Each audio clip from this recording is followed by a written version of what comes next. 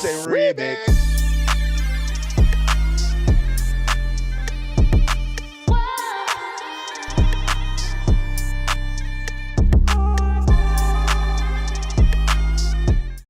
What's going on, guys? Welcome back to United View. I am back. I'm back immediately. Appreciate you joining us just then for the morning view. I'm back for another remote match view stream. We're going to be watching Argentina versus Saudi Arabia. Lionel Messi. Is it Lionel or Lionel? Lionel Messi, nevertheless, is going to be making his World Cup Qatar 2022 opening appearance. It's going to be interesting to see how this game plays out. Of course, as I mentioned, it's Argentina versus Saudi Arabia. Be sure to smash a like on the like button. Be sure to subscribe bottom right-hand corner. Remember, you can also go and watch the morning view, which just finished. Myself and Mina chatting up all the World Cup news, the latest United news. There really isn't any, it must be said at the moment. Can only really talk about the World Cup, talk about England, talk about the stories in the tournament, etc., etc. So there you go. Be sure to smash a like on the like button. Be sure to subscribe. Bottom right-hand corner, they're just doing the sort of opening ceremony that they do for every game. They've got their inflatable World Cup and the fire shooting out. Of course, it's really the first game that we've had this early on. You know, we had yesterday, the England kickoff was at what, 1 p.m, which over there is like 4 p.m. This is the earliest that we've seen a game happen. Over there, it's about 1 p.m, so it's going to be interesting to see that, certainly. So I'm excited to see that. But I hope everyone is doing very well. Again, it's non-stop. This is what happens with a festival of football. There he is. There is Messi. Look at him. He's high-fiving all of the mascots in the tunnel. It's an interesting team that Argentina have selected. We'll just talk about it shortly. But we're looking at, no Lisandro Martinez from a Manchester United perspective. Almost quite an old team, realistically. I wasn't expecting this. I wasn't expecting this older team. I wasn't expecting to see Otamendi still in there playing for Argentina. I wasn't expecting that at all. So, yeah, very surprising, that one. But we'll get the team news in a second. I've just got to set this up. This is what happens when you jump from stream to stream. You're always rushing around doing stuff. It's all good fun, though. There you go. Set that up. Get my scoreboard ready. You know me. I like to be pre-liable. I like to be ready. No says morning, all the best. Appreciate you all joining me. Ed says nothing worse than the Korea-Japan World Cup, those 7 a.m. kickoffs. Yes, I remember those, yes. Or even, to be honest, with Brazil, there were some late ones involved in that, weren't there? Some very late kickoffs, certainly. So, at least, well, for us, certainly, we're up earlier on in the day. But for some people, it might not be. So, we'll have to wait and see. But the team's just on their way out in the tunnel now. Yes, the team's just making their way out.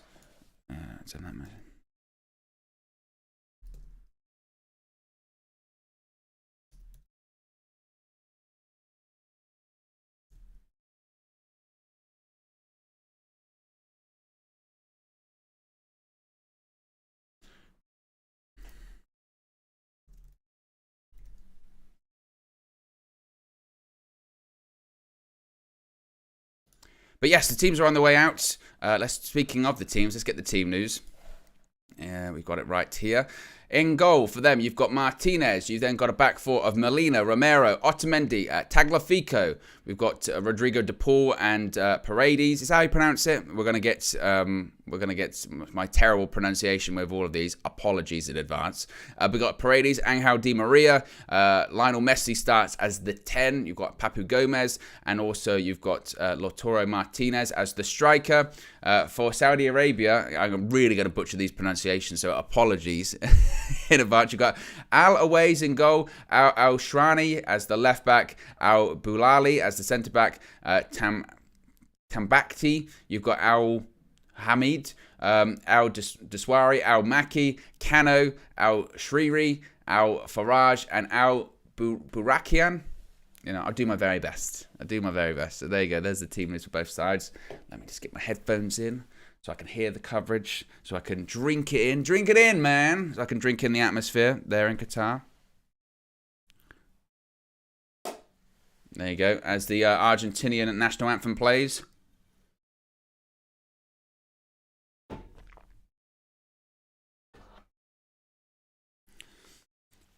But there's always expectation from Argentina, certainly, is there?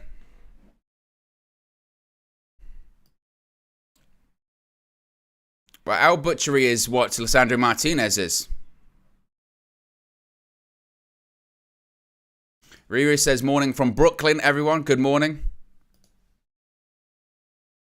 As the Saudi Arabia national anthem is just about to play.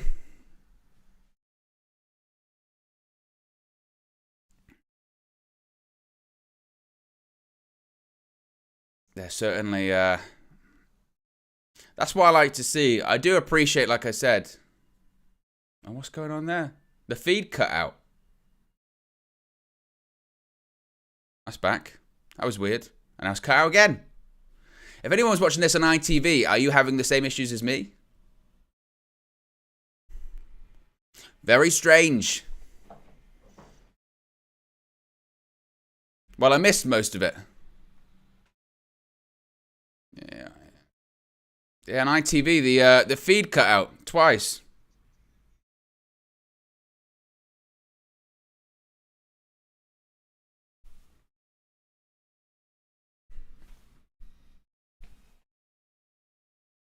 Not sure what that was, but okay. And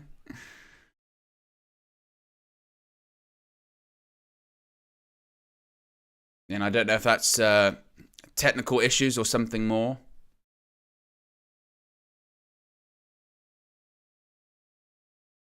But be sure to smash a like on the like button, guys. Be sure to subscribe as well, bottom right-hand corner.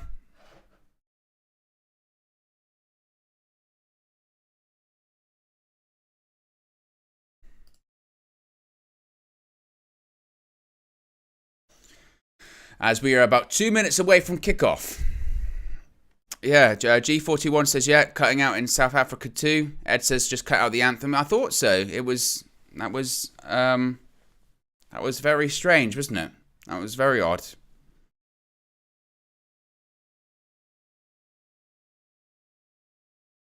But as I mentioned, we're about 2 minutes away from kickoff. Lisandro Martinez on the bench. It's a disgrace. It's a cheat.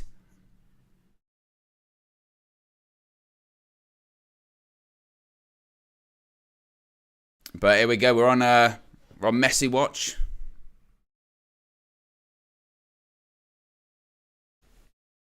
What? Oh, there you go.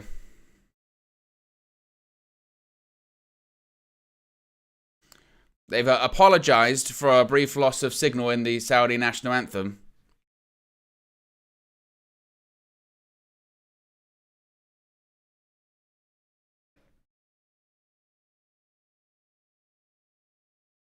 Romero plays for the first time since October. That back four looks like it's... You can get at that. Tagliafico, Otamendi, Romero, Molina. It's not the strongest Argentina squad we've ever seen. All 26 of the Saudi players play in the Saudi League, which is interesting. But make no mistake, Nicolas Otamendi starting ahead of Lisandro Martinez is a joke. Is a joke.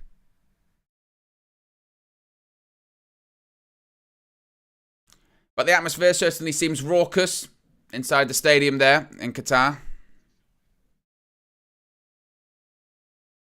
I like the Saudi kit.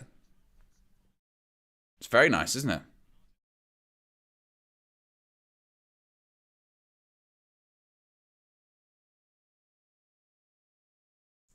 Of course, Messi plays for PSG, which is owned by the Qatari royal family, I believe.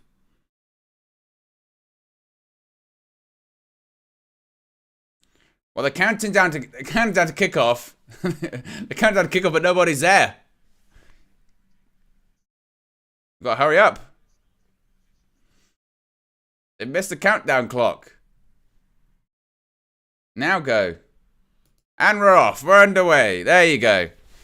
Those countdowns that they've done in the stadiums haven't really worked. A couple of times. In the first game, God, that is bright on that side there. There is the majority of the stadium's in a shadow, but there's the sort of left-hand side of the pitch, and that's very much... the sun is beating down on that side of the pitch. Man, you can barely see.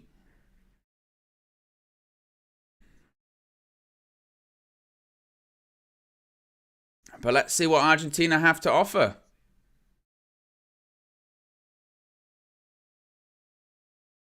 There is Molina. Emi Martinez in goal for Argentina as well.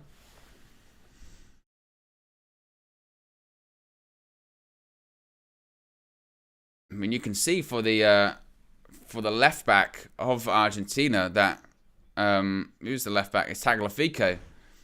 It's really, really bright on that side of the pitch.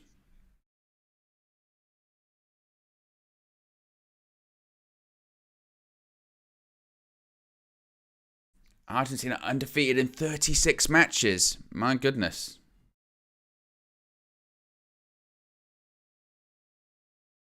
Ball over the top is Di Maria. Di Maria going to take on. Ball into the box. It's Martinez. It's Messi! Oh, it's a great save. What a save that is. It was nearly Messi immediately. Oh, my goodness. Only less than 2 minutes into the match and Messi nearly scores. What a save. Look at this. Just comes back to him. First kick of the ball. Oh, for him, that's a massive chance. Just tries to finesse it. And if anything, actually, it's a comfortable save for the keeper. It's a good save. He should save that one. But Messi should do better. Big chance for Messi early on. Could have opened the scoring immediately. Always.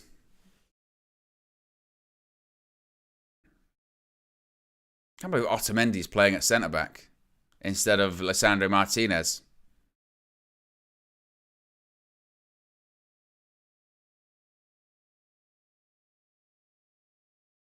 Here is Martinez. Messi. Oh. God, it's getting a bit feisty. A little bit feisty in the middle there. Good. This game's got a bit of pace about it. A bit of bite. That's what you like to see.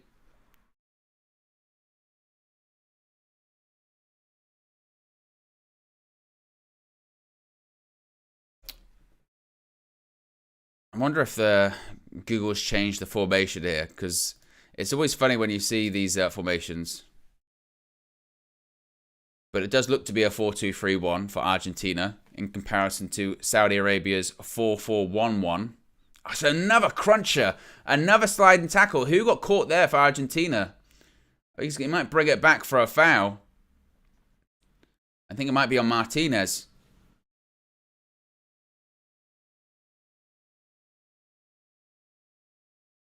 It's not a foul. They've both just got, it's a 50-50 tackle, and Martinez just happens to get caught a bit. But certainly isn't a foul.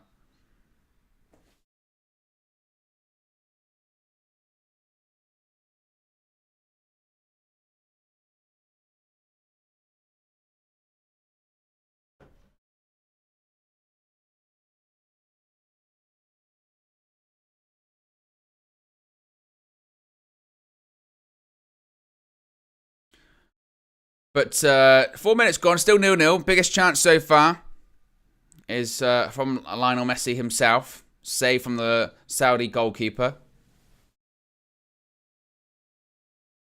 But I think we're going to see a lot of this. I want to see, again, I've obviously done the majority of the games so far in this tournament, and some of them have just been so pedestrian and slow.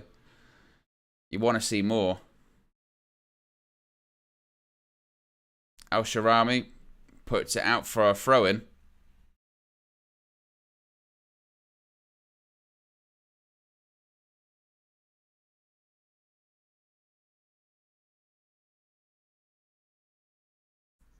But here is Romero to Paredes. Rodrigo de Paul. Nice little switch that over the top. It's going to go to Papu Gomez. Being chased by Abdul Hamid. Does well, actually. It's a corner ball. It's a corner ball. Yeah, I was going to say, never a corner. Goal kick. I do like that Saudi Arabia kit, though. It is quite nice.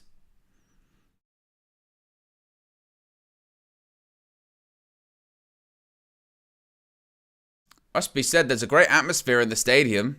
A lot of noise. Very loud. But it's an Argentina corner. Messi stands over it. Got the likes of Otamendi, Romero, all inside the box. Paredes is in there as well. First corner for Argentina. Ball put into the box. Punched away.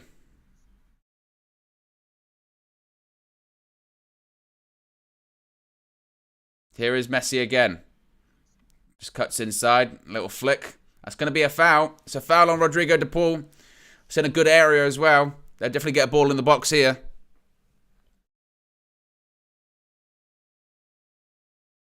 Just clips him. Now it's a bit of a dangerous position here for Saudi Arabia because Messi's going to stand over it.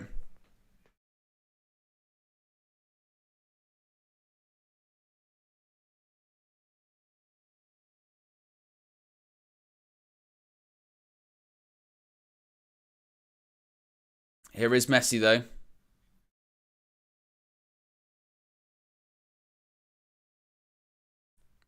Standing over the set piece.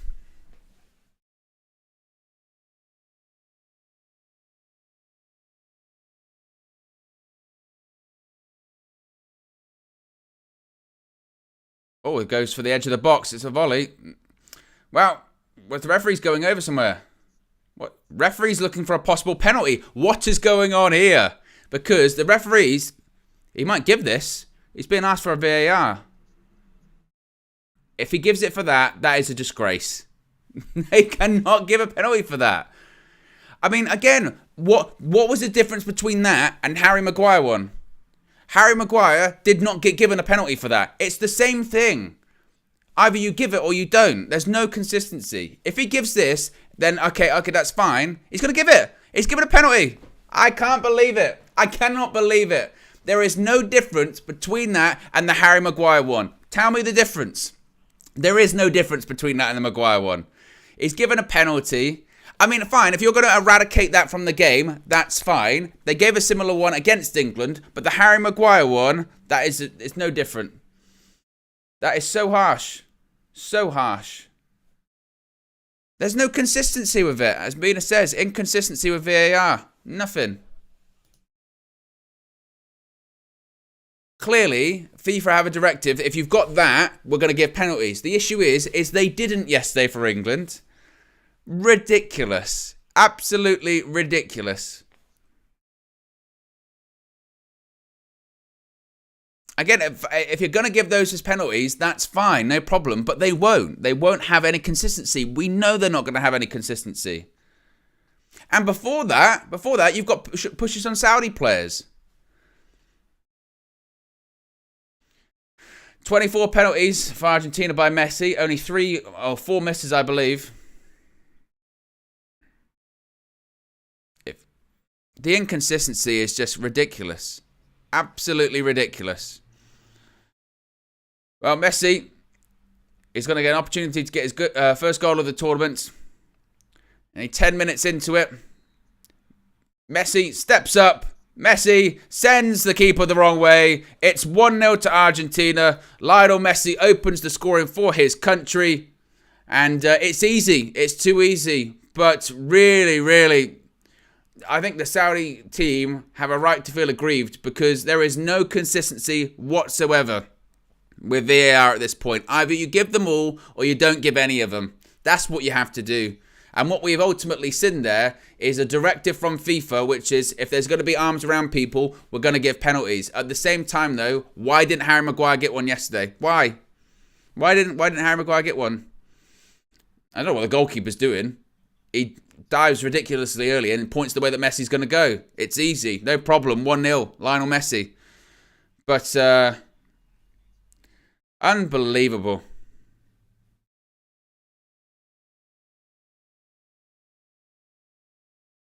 Well, you can't ask for a better start for Argentina, can you? And we're underway. Once again, 1-0 Argentina. Messi opens the scoring with a penalty given. Again, if that is going to be the situation when it comes to penalties, then we should see them in every single game. We will see them in every single game.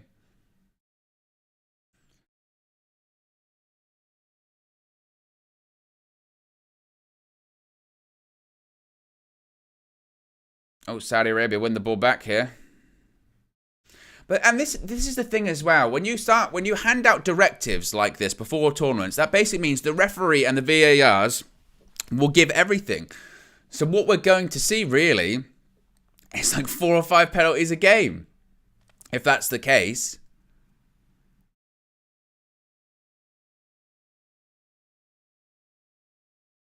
And again, I don't have any problem with if you grab a player in the box, we'll give a penalty. What I have a problem is the fact that we will still see incidents like that in the game and they won't be given.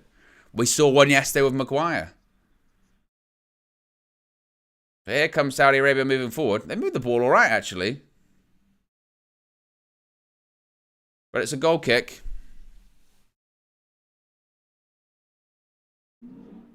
But Messi opens the scoring for Argentina. Now it's going to be interesting to see how the game pans out. Are we going to see, Argentina now just hold the ball and remain comfortable? Or are we going to see them try and send a message?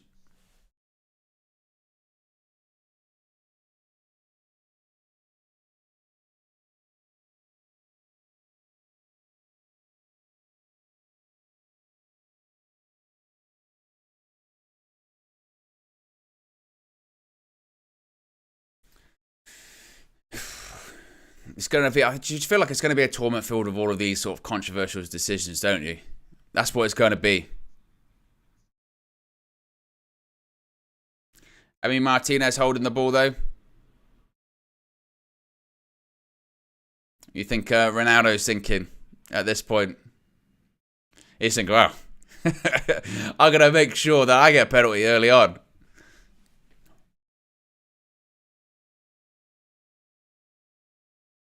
But 1-0 Argentina. And to be honest, he should have 2. He should have scored the first one after like a minute. Here's Martinez once again. As always, guys, let me know where you're watching from. Be sure to smash a like on the like button. Be sure to subscribe button right hand corner. It's a nice switch over to Di Maria. What's his touch? Oh, it's a terrible touch. What a shame. And how Di Maria.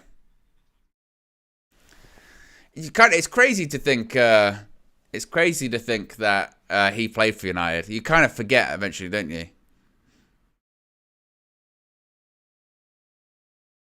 The Saudi Arabia manager not happy with the 4th official. Still complaining about that penalty. Don't blame him. Wobo says, can someone explain to me why the refs' names are on the back of their shirts, albeit in small letters? They aren't playing. This is bad, Owen. Really bad refereeing so far in this tournament.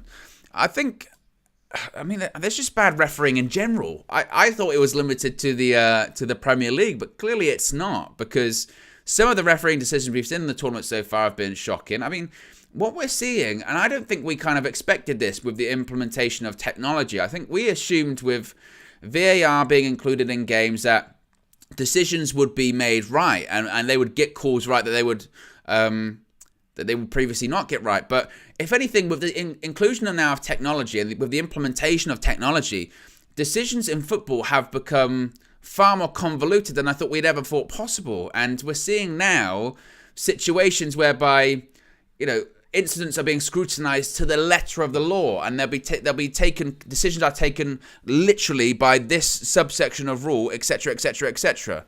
That's what it's being taken to, and they remove all kind of context from the game.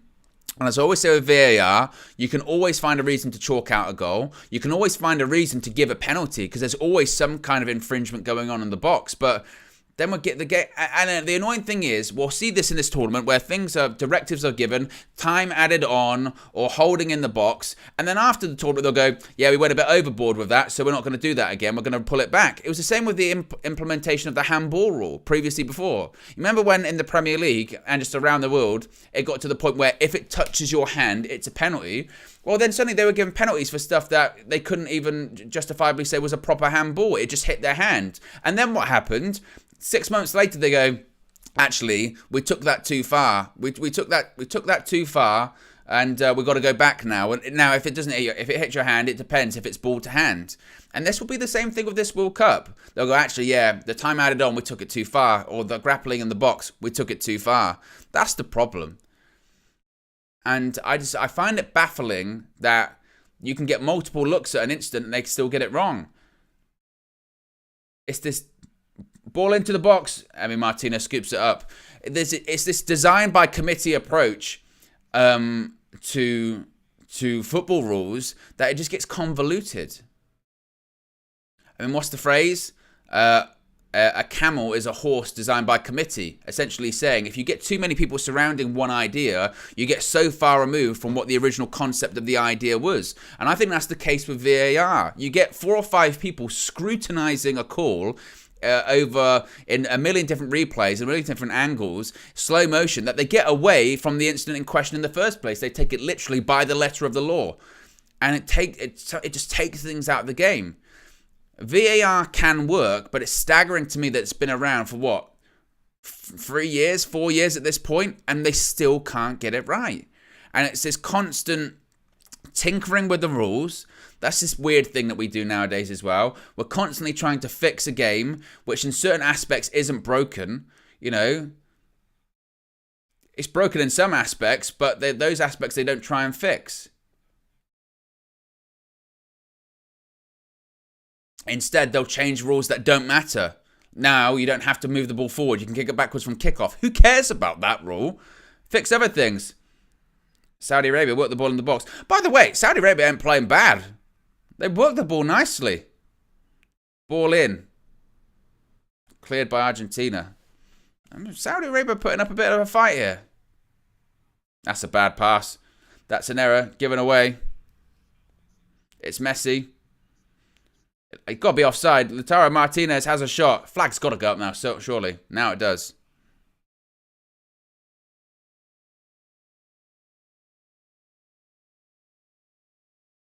He's miles offside.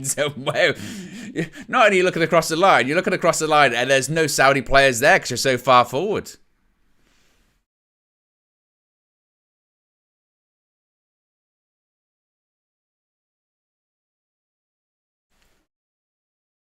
Imran says the handball, but you didn't score the goal, so not handball goals. I mean, that's what I mean. Like the handball rule has become so convoluted now as well. Because what did they do? They took it too far, and then they had to walk it back, and now no one knows the rules anymore. Because that's what happens as well. When you change the rules every 5 seconds, it gets to the point where the fans and the players are like, well, I don't know what the rule is anymore. Because the handball rule has been changed 4 or 5 times over the last 4 or 5 years.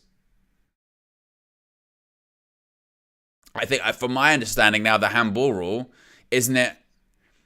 If you can now hit your hand, as long as it's in a natural position. If your hand's in an unnatural position, they'll give the penalty. But at the same time, if the ball hits your hand in the lead up to a goal, even if you didn't mean it to, they have to disallow the goal. Even if you couldn't move your hand out the way, like the Rashford one against Everton in the Premier League, where there's literally nothing he can do.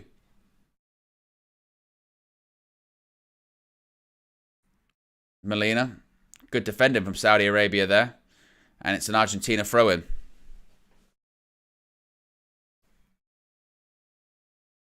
If you missed it at halftime, by the way, we'll have Flex's reaction to England's 6-2 victory yesterday. We'll play that once again.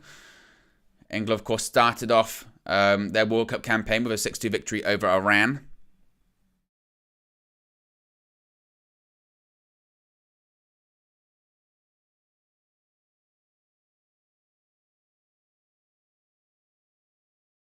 Speaking of, here is Messi. Good tackle. Good switch by Paredes. Gomez has a shot over the bar.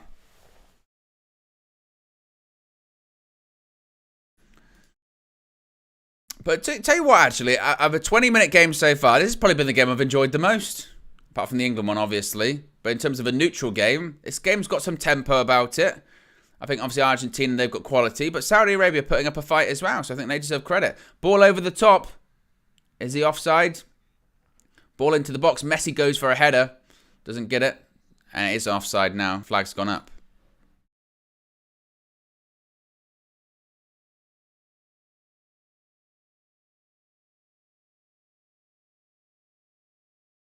It is offside just.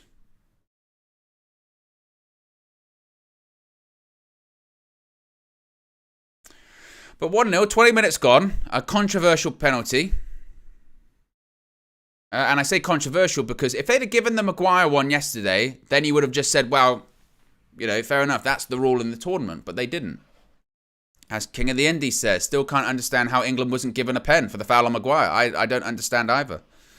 Be sure to smash a like on the like button, guys. Be sure to subscribe as well, bottom right-hand corner. Feed the algorithm, as they say. We're doing plenty of World Cup coverage over the next month or so. Got to do as many games as I possibly can.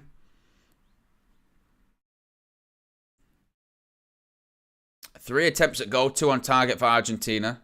Ooh, bit of a heavy touch there. Gets away with it, though. I don't know about you, though. I still, even though... Ball over the top. Messi. Oh, keeper's bottled it. Keeper bottled it. It's Messi. It's 2-0. It's Messi. Is he offside? Offside flag is up. I mean, the offside flag's up. It was nearly 2-0 to Messi. But, I mean, VAR will check it. At the same time, what is the goalkeeper doing? The goalkeeper bottled it. It's close. He might just be off. He might just be off. It's very close. But you never know. I don't know what the goalkeeper was doing. The goalkeeper rushes out and then goes, no, I'm going to run backwards. But it was given offside in the end. That's the thing as a keeper. You can't do that. You can't. But you can't do that. If you commit, come out. Close him down. Make him go round you. Do something. You can't run backwards. You've lost all your momentum. It's a throw into Saudi Arabia. Good game.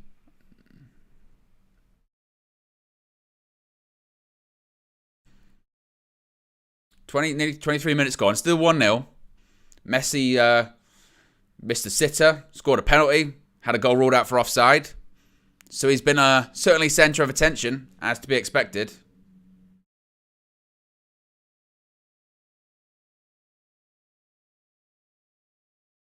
Speaking of, there is Messi.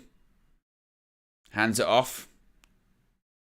That'll be offside as well. I tell you what, Saudi Arabia are playing such a high line. I mean, they really are. They are playing a real high line and playing a proper offside trap. You've got to give them credit.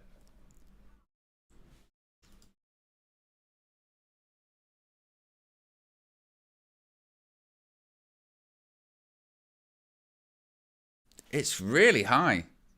They're taking risks, certainly. I mean, they're going to get picked off. They're going to get picked off by this Argentina side. There's just too much quality to play that kind of high line. But credit to them, they definitely are not playing a low block, which I expected them to do. I thought, here we go, we're going to get Saudi Arabia playing a low block. They're not doing that at all. Emi Martinez rolls it out. But what it is leading to is a game full of chances and a game with a lot of pace and tempo to it, which is enjoyable. Which has been, you know, a rarity in this World Cup so far.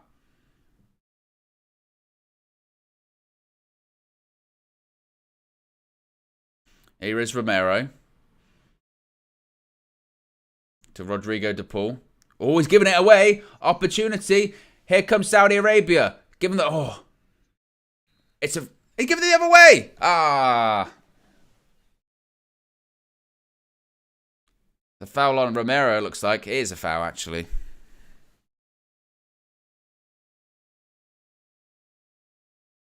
But he gave it away there, Rodrigo de Paul. We're just seeing this offside from Messi again. It's his shoulder that's offside. It's very unlucky. But that's that. What do they call? Automated offside. Which, to be fair, that is good. I don't mind that. That is okay.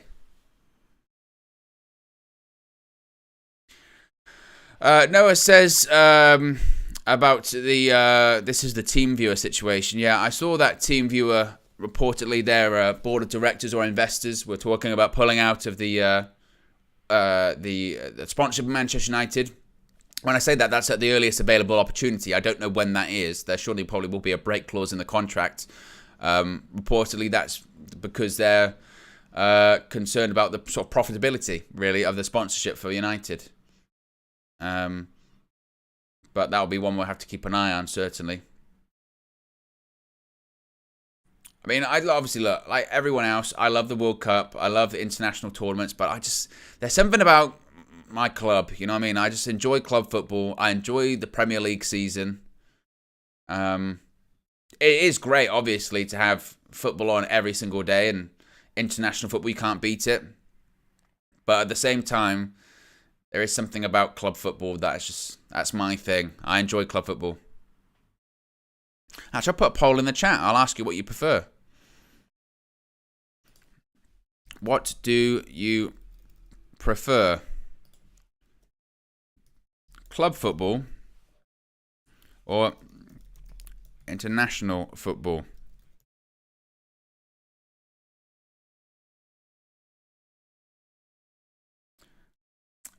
Blocked by Saudi Arabia. Oof. There's a lot left in on that tackle, wasn't there? Here come Argentina once again. Oh, it's a good through ball. It's Martinez. It's 2-0. It's 2-0 to Argentina. Lautaro Martinez. It's a great pass. It's a great goal. And that's what's going to happen with Saudi Arabia. If they play that high line, one pass through the middle, it's 2-0. And it's very easy. It's very, very easy. But top goal scorer in qualifying, Lautaro Martinez gets a goal for Argentina, and it's 2-0. And it's easy. Who is it with the pass? I think it might be DePaul. It's tight. It's tight. And it's a little just dink over the goalkeeper. He does really well, actually. It's a really good finish. Keeper rushes out, just dinks it over. It's 2-0. And this is going to be the issue with Saudi Arabia. If you're going to play that high line, that's it. But it's a great finish, it must be said. What's really impressive with that finish by Martinez, he's not even looking. He's not even looking. His eyes are down on the football. Now, the question is he going to get a call for VAR? Because it is tight. I did think it was tight on Martinez one. Offside! It is offside. I thought it was. I said it immediately. I felt it was off. Because if they give the Messi one off with his shoulder leaning forward, I felt that Martinez, his shoulder would be leaning forward a bit too much. So, it's been given offside. Because we'll wait to see the replay, but I did think the same thing. I thought if they gave Messi offside, oh, that is a nasty one. That is a nasty one. It's only 1-0. Romero goes over the back of the player. But yeah, I thought that when they gave Messi offside a couple of minutes ago, when he scored his goal, they said, oh, it's because it was his shoulder that was off. And when they showed the Martinez one again, he was just leaning forward a little bit too much. Here comes Saudi Arabia. Ball into the box. Romero with a bit of a dodgy header. And that might go out for a corner. It has gone out for a corner. Corner ball to Saudi Arabia. So only the one goal. It's not 2-0.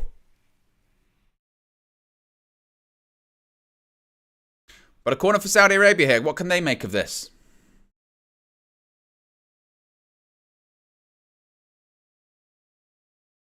Nearly 30 minutes gone. Still 1-0. And a corner for Saudi Arabia.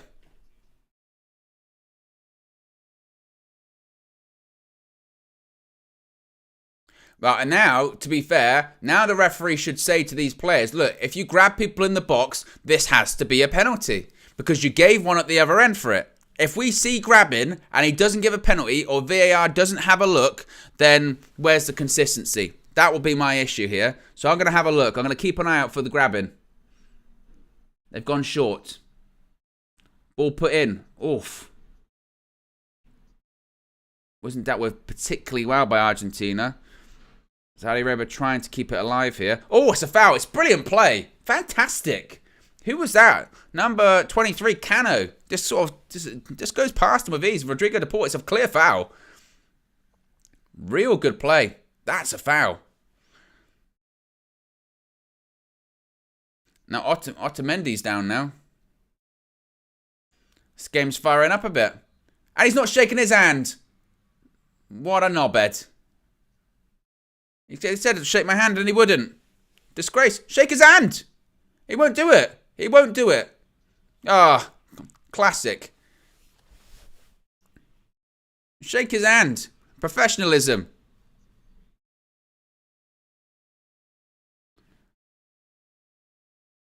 Free kick though. Ball whipped in. Oh, it's too high. It's too high.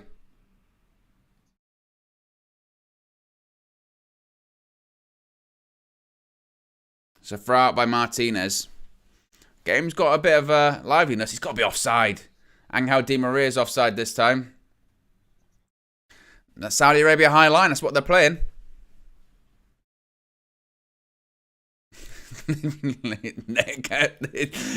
It's bold. It's very bold what Saudi Arabia are doing.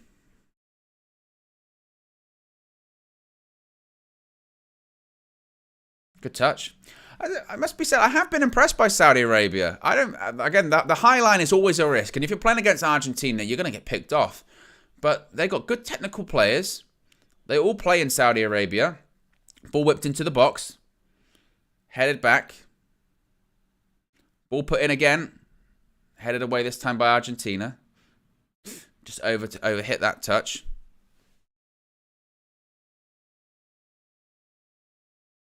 Throw into Argentina.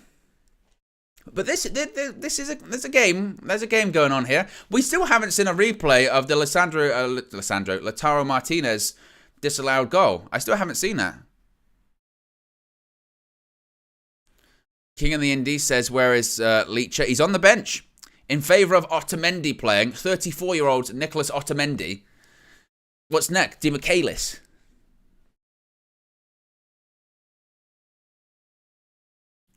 Flick back to the Saudi goalkeeper.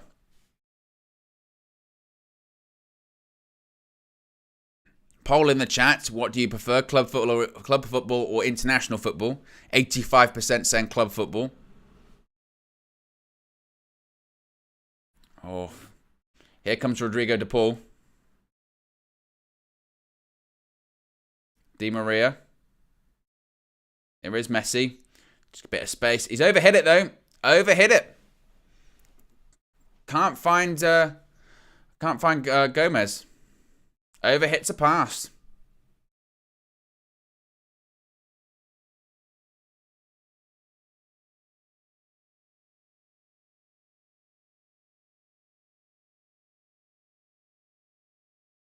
Here we go. This is the one of the Lautaro Martinez. It's his arm. It's his shoulder. But you can't score with your arm. You can score with that. I don't know about that. I really don't know. Yeah, where's the t-shirt line with that? It's Messi though. Here is Lautaro Martinez once again. He's gone past the goalkeeper. This one, will it count? This one, will it count? He's offside. He's offside again. They've had the ball in the net 4 times. 4 times they've had the ball in the net. That one did look offside though. Their high line they're struggling with. This one is offside. It's a good high line from the Saudi defence again. He is off. And they've had the ball in the net 4 times. They can't deal with it. Hold your run. Track your run. Oh, they're nearly in again.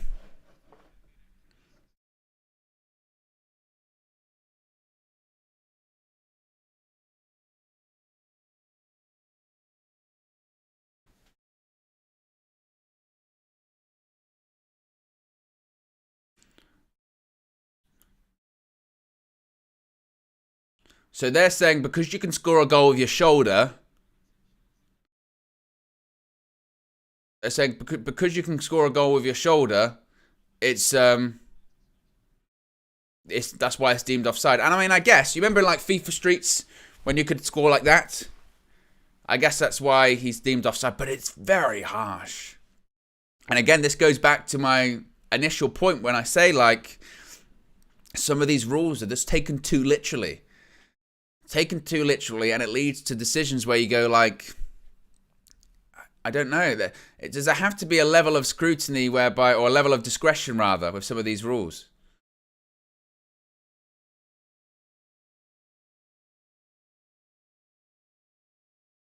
Here's Gomez. Tagliafico. Is it a foul? He's not given it. Oh, he waited. He waited.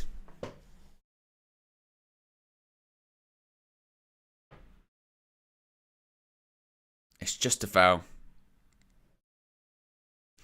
I mean, just to give a point of reference to Saudi Arabia's high defensive line here, Argentina, not only have they had the ball in the net 4 times in this first half, they're only 1-0 up. In addition to that, Argentina have been offside 7 times in the opening 36 minutes. 7 offsides.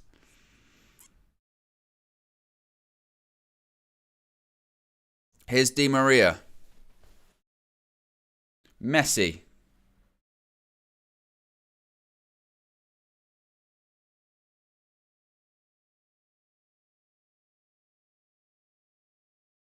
Overhit the pass.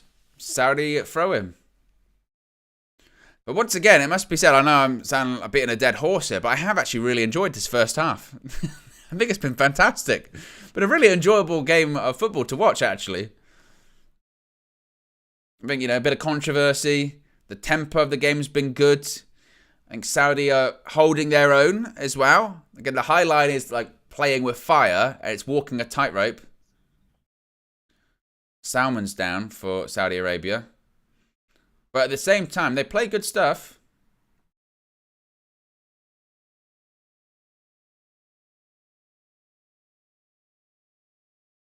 Be sure to smash a like on the like button, guys, though. Be sure to subscribe as well, bottom right-hand corner.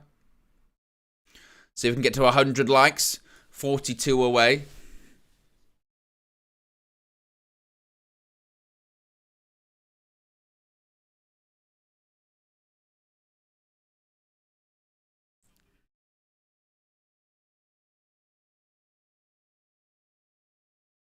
Of course, coming up later today, Denmark versus Tunisia. You've also got France versus Australia, Mexico versus Poland. All the games today.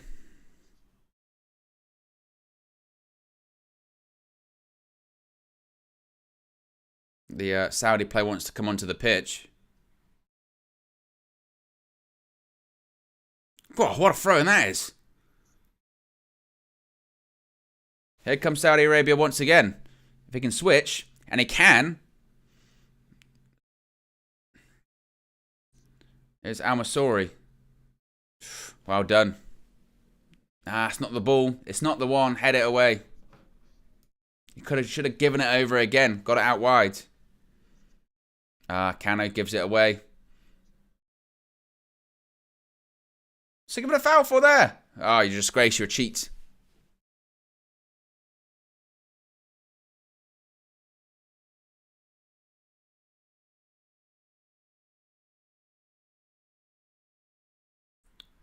But about 5 minutes to go, plus how much... I mean, get in the chat now. How much stoppage time do you think we're going to get? Because you never know with this World Cup so far. There could be stoppage time aplenty.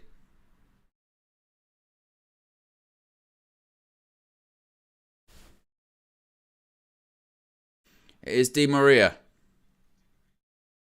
Reverse pass. That works. Oh, he sent him. Christian Romero. Oh, should he have cut it back? I don't even know if he should have cut it back. I reckon he could have had a shot. Here's Rodrigo de Paul. Di Maria. Chipped in, aiming for Messi. What's your touch like? It wasn't good enough. Good defending. Good defending by Abdul Hamid. Pronunciation's getting better.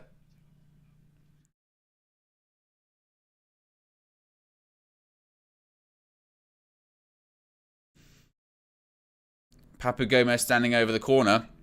And you would say to the Saudi players, be careful. Because they'll give a penalty. They've done it already. Papu Gomez.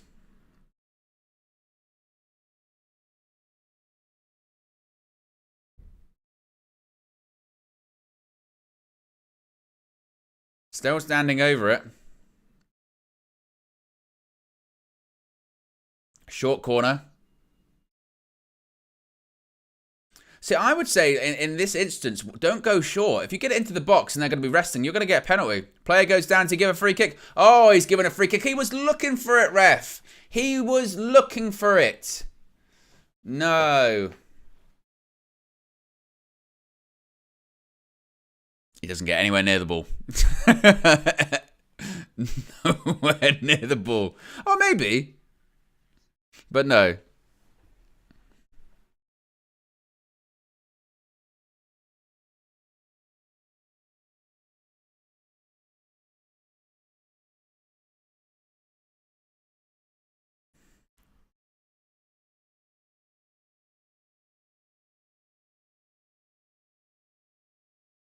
But Messi stands over the free kick.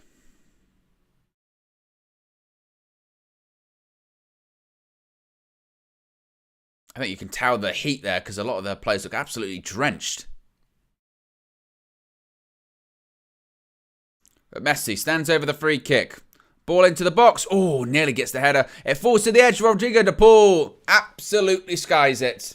It's good. It's good.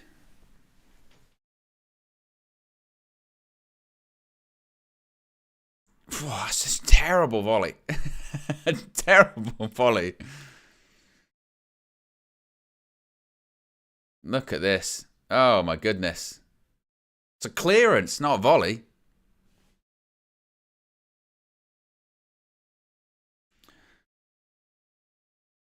But 2.5 minutes to go until the 45, plus what we should expect to be a plethora of stoppage time. Oh, that's a good touch. Well played. Oh, knock on the head, I think. There's Sharani. Crossfield ball. Oh. Oh, he slipped. He slipped. Romero slips. Saudi can attack the box here. Where's he going to go? Try and win a corner, mate. Gets to the throw-in. It should be his. It's a Saudi throw-in. Can they get a goal before half-time? Yasser with the throw-in.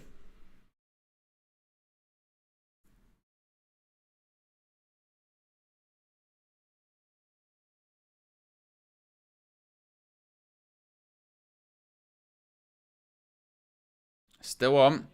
And another throw-in for Saudi.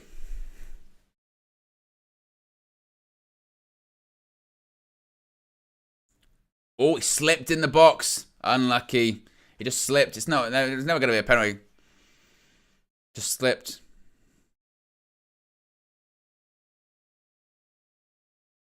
No. No, he didn't even slip. He just jumped.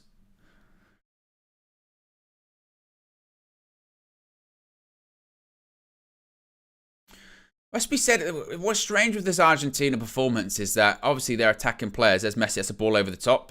But the line is lining. It's too high. Their sort of midfield, it does look really susceptible. Oh, it's a short pass from Saudi Arabia. It's cut out Papu Gomez.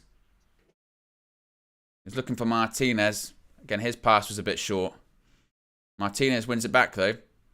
Martinez has looked pretty decent, to be fair. One thing you would say again, hold your run. You have to hold your run better. And he hasn't.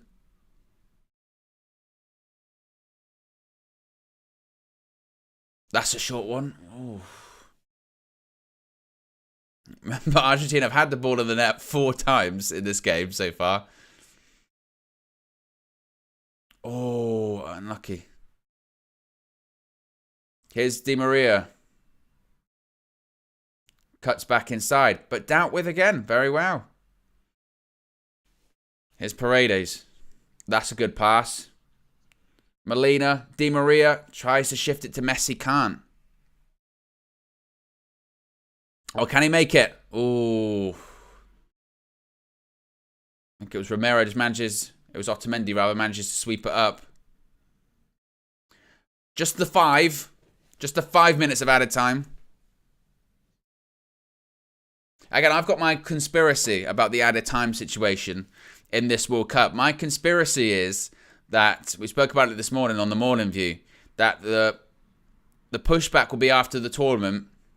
Oh, the games are going on too long. So it'll get to the point whereby the game will stop every time. Like the clock will stop every time it goes out of play. That's what I think. That's a good through ball. It's Rodrigo the Paul. What's he going to do? Cuts it back. He was looking for Messi. And he was forcing it there. You're overly searching for your talismanic figure. Find the right pass. It's a great pass through, and he takes too long.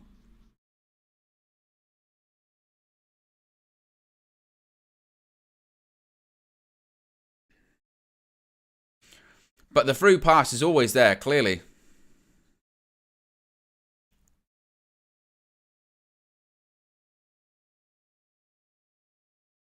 Switch by Messi to Angel Di Maria.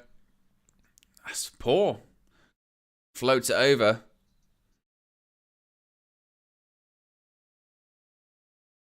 It's Papu Gomez. Looking for Di Maria. It's Paredes to Di Maria, but just can't get enough on it. And the Saudi keeper sweeps it up.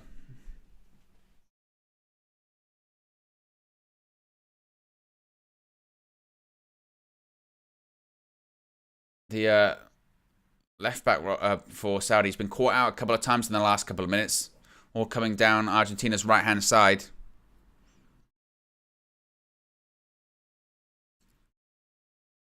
Look how high that line is. It's insane.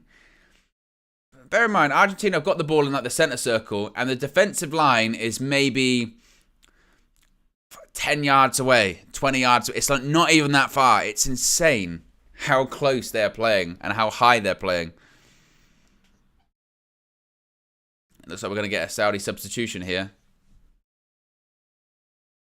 Nawaf is coming on.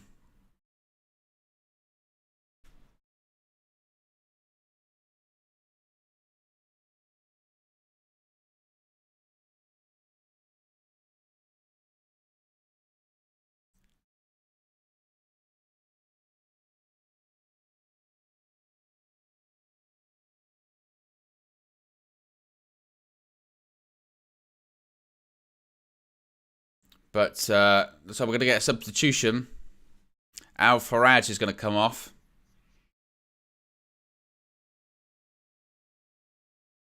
It's the captain. And Nawaf is going to come on to replace the captain for Saudi Arabia.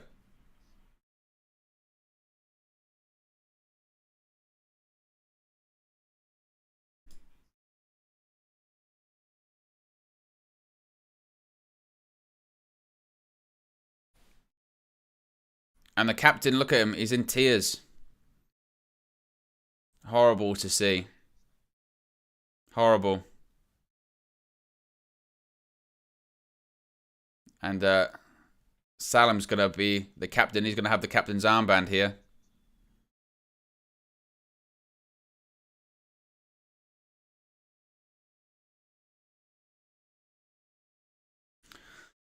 We're into the fifth of 5 additional minutes here. Probably going to be a little bit longer after that pause and that substitution.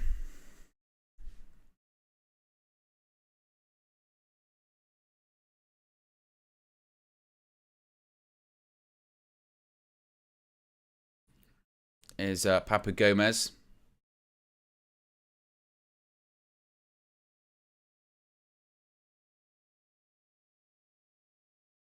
So pass by Argentina here. It's not a foul. Manages to keep it in. Well played. Through the legs. Through the legs of Romero. Oh, manages to keep it here. Oh. It's got stuck under their feet a little bit for Saudi Arabia.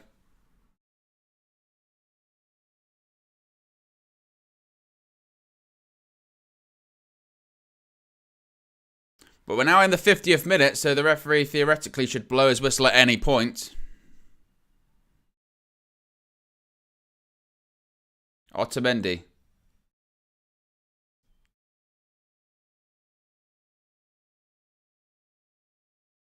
Here's Rodrigo de Paul. Messi.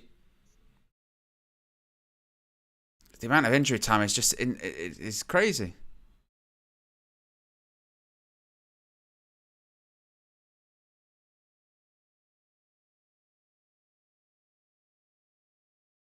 Rodrigo de Paul once again. Di Maria.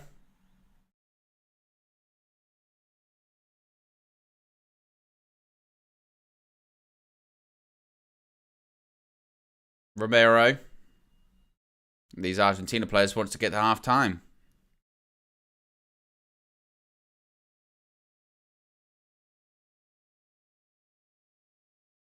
All the way back to the Saudi goalkeeper.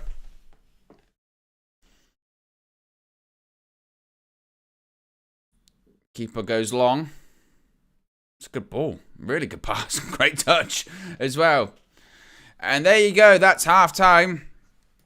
Half-time whistle. It's Argentina 1, Saudi Arabia 0. But it doesn't really tell the entire story of that half. Argentina have had the ball in the net 4 times. 3 goals ruled out for offside. And the only goal that Argentina have scored was a penalty from Messi that was somewhat controversial. It must be said, VAR's had a field day in that half. They've given a penalty for grappling in the box. And then they've ruled out 3 goals for Argentina. What a really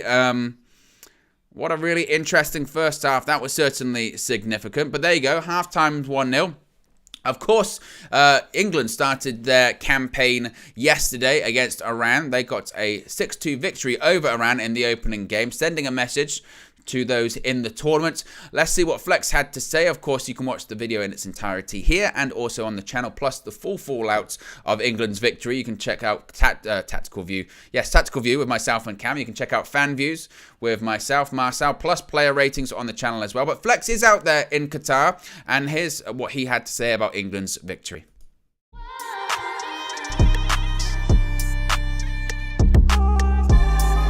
England 6, Iran 2 as we open our World Cup account with an emphatic win, man. Do you know what?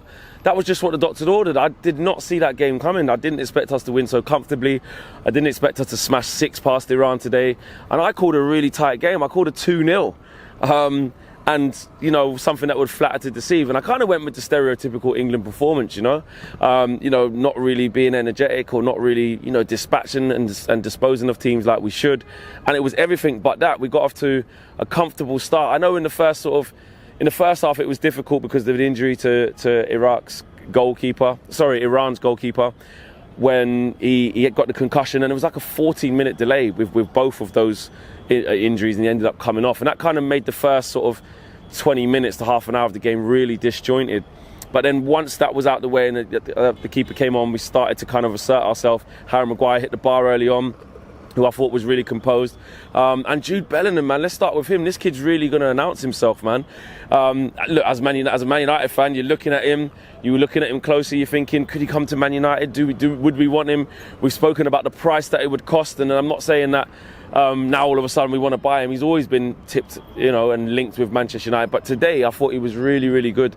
He was composed on the ball. He was strong, and the header that he scored was top notch. He literally found the top corner, floated through the air, and an assist from Luke Shaw as well. Listen, Luke Shaw, again, back to the Man United thing.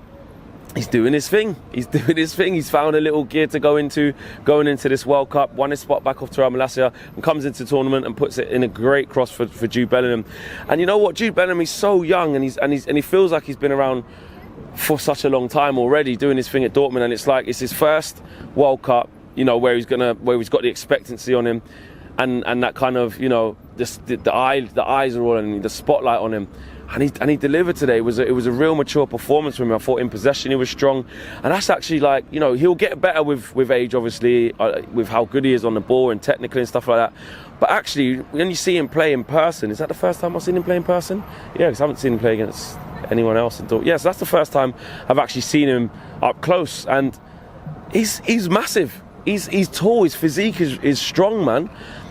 He's agile on the ball for how big he is. He's strong on the ball. He can travel well with the ball, and obviously the technical side of his game will improve. And he's got the ability to get goals. We've seen him do it in the Champions League for Dortmund. We've seen him do it in the league for Dortmund.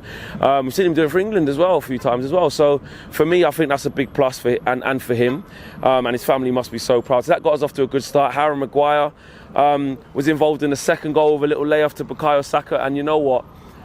Bukayo Saka was absolutely excellent tonight, and after the season that he's having and this stage of his career of where he is, I know the Arsenal fans will be happy with that. They're calling him Starboy, etc. But I thought he was absolutely brilliant tonight as well.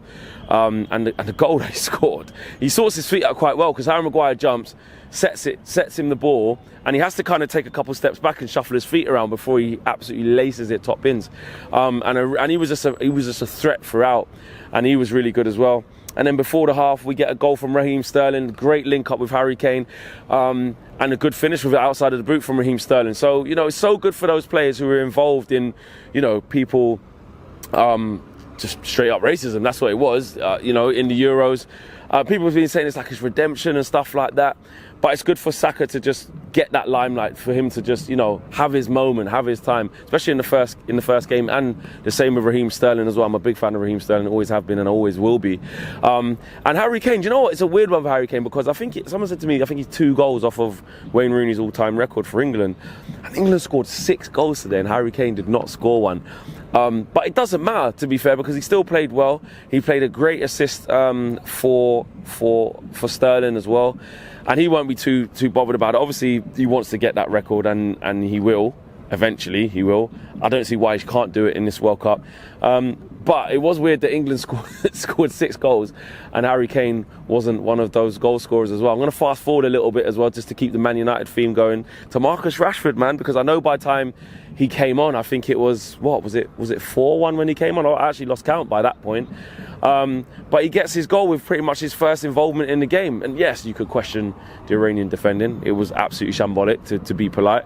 But the way he just made it look so easy with the finish, that will do his confidence a world of good. And when I was talking in the preview about why it will be good for Marcus Rashford just being here and to get his confidence up, and that's literally why, even coming off the bench and getting 15, 20 minutes against, a poor Iranian side when England are absolutely cruising, it's going to be good for us. If Marcus Rashford can come away with England and do his thing and come back feeling good, come back even sharper, confident, scoring goals, it's only going to be good for Manchester United as well.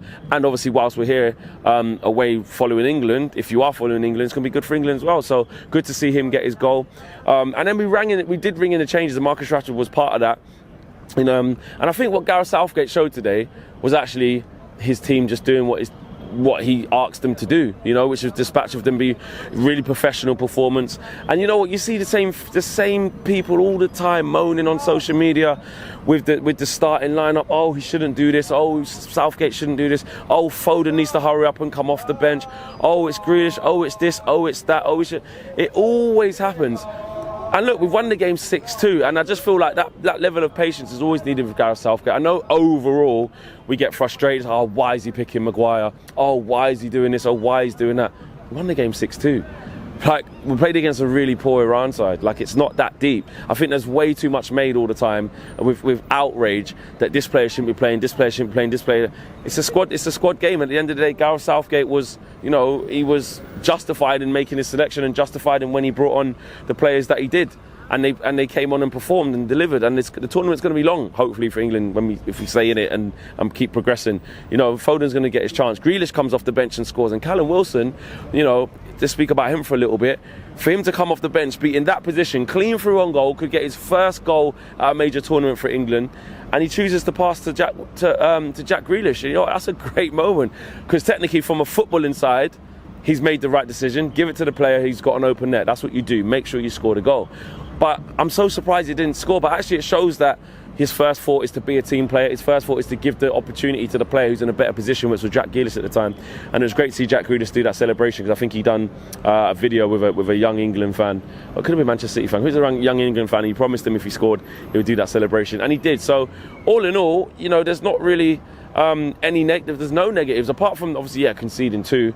The second one, I still haven't seen that penalty back. They played it back really quickly on the screens, but it was really soft to me. And the goal that we did concede before that was soft, to be fair, in terms of defensively. It was poor defending, and that's what actually lost Jordan Pickford his clean sheet, which is a bad one. But on Harry Maguire, he could be injured. I'm not sure how bad it is. I'm not sure what injury it was that he came off with. But, we all know what it's like with Harry Maguire at Manchester United, and, that he divides opinion. He splits a lot of opinion. But for England, he's solid. and Gareth Southgate's going to want him in his plan, so hopefully he's not injured too badly. But we know we've got players to come in that position. You can bring in the Ben White. I know Conor Cody is there as well if we need to, but obviously his first choice is Harry Maguire. So all in all, easy day at the office for England, but they did a professional job, and that boosts confidence. My man of the match, it's between Bellingham and Saka. I'm gonna go Saka, man. I'm gonna go Saka. You know, his second goal, which I didn't even touch on, was really good as well. Cuts in on his left foot, waits for the time to waits for the right time to slot it past the keeper. So I'm going to go Bukayo Saka, man. I don't know if we can call him Starboy. I feel like that's a bit Arsenalish, but because you still can't forget the tribalism. But you know, while I'm here in Qatar, whilst England are playing, I'm supporting England, and whoever plays for England, I support them. And Bukayo Saka, I've got a lot of time for the kid, man. So I'm going to give it to man of the match. Smash a like on the video, subscribe to the channel if you are new. Thank you for keeping Owen and the guys company during the match views. Remember, we're going to be covering so much more here in Qatar and obviously at home in England as well. I'm out of here, guys. See you. Shout out there to Flex out there in Qatar, giving his view on England's 6-2 victory over Iran. Fantastic stuff. Be sure to smash a like on the like button. Be sure to subscribe, bottom right-hand corner. I will be live later today as well for France versus Australia. We're going to see how the big nations fare in this Qatar 2022 World Cup. I know, obviously, we are a United channel, but the season has stopped. So it's difficult to discuss the latest United news, but we will still do that whenever it does come out, of course.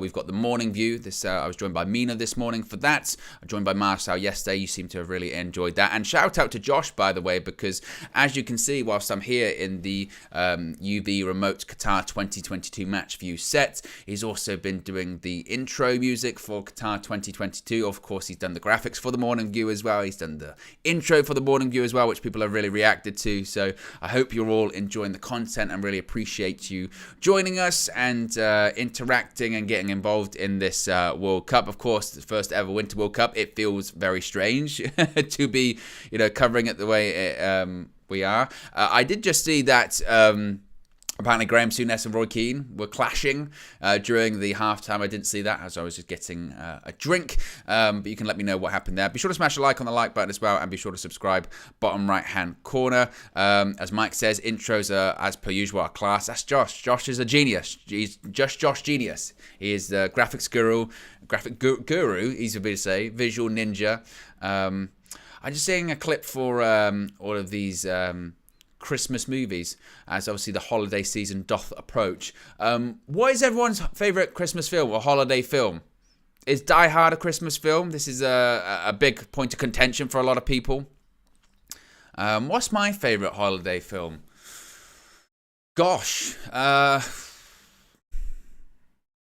not big for holiday films. I mean, there you go. I was waiting for Home Alone to come in. Mohammed says Home Alone. Die Hard. Tank says Die Hard. I mean, I like Alf as a holiday film. Miracle on 34th Street, classic. Yeah, let me know what you think in the chat. Marisboy says the animated version of The Grinch is fun. That's true. Sin Game says National Lampoons. Oh yeah, the Christmas one. Yeah, that's true. I mean, they don't really make the sort of good proper ones now. I saw one with David Harbour that's coming out where he's Santa Claus, but he's like beating people up or something like that. It was strange. It's strange.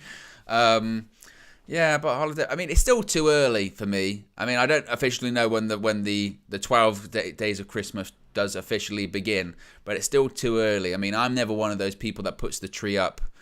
I mean, if I'm in a house full of people, then usually the tree would go up at like December 1st. But if it's just me, then I've maybe like a week before or whatever, something like that. When is the right time? Is there a proper time to put it up? I'm not sure.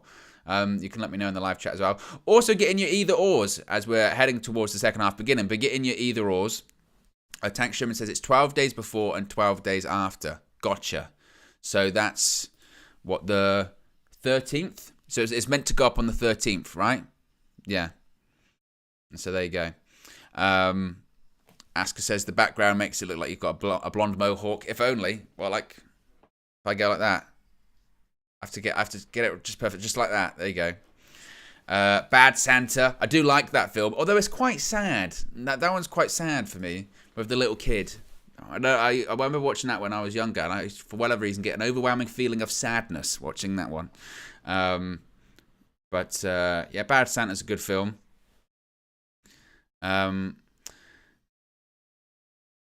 Ed says, the tree entering into the 20th of my house. Sin Game says, in history, Christmas Eve was the day you decorate. Right, there you go. See, these things I don't know. I mean, again, I saw, was it Alex Telles when he got selected for the Brazil squad? He had the tree up then. And that was a couple of weeks ago. Couldn't believe it. The Argentina and Saudi Arabia players are making their way back out onto the pitch, or out the tunnel, certainly. I must be said, I really enjoyed that first half. I mean, filled with quite a bit of controversy, a lot of VAR-ness, but I enjoyed the tempo of the game. I thought that Saudi Arabia, I think, really actually put a really good account of themselves in. I'm not sure what I expected. I can't say I watched many Saudi Arabia matches, but they impressed me. The high line is just gonna lead to issues. It's a madness. It really is. But at the same time, they played some good stuff. They're not bad. And I think, I mean, who else is in the group for them? What's Group C look like? Let's have can I get Group C up? Let me get the groups. World Cup. This is why I should be prepared. Disgrace when you cheat. Tables. Here we go. Group C. So they've got Mexico and Poland in their group. But I think Saudi Arabia will give Mexico and Poland a game, and we'll have to wait to see them play later today. But I thought they were all right. But the and we're off. Second half is underway. Tank says best atmosphere so far. Mike says Saudi Arabia just need that final ball. Yeah, I thought they did okay. We're 8 likes away from 100, by the way. So smash a like on the like button. Be sure to subscribe. Bottom right hand corner as well.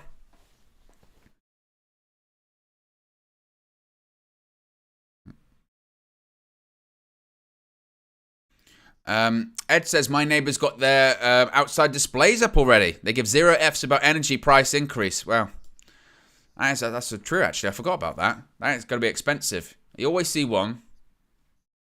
I remember back in the day, I don't know if you used to do this, guys, but my parents, specifically my dad, used to drive us around the estate where we lived just to look at people's lights.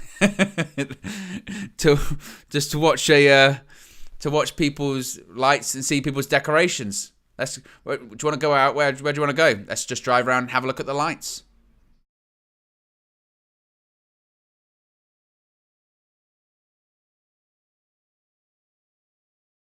Angel Di Maria is down.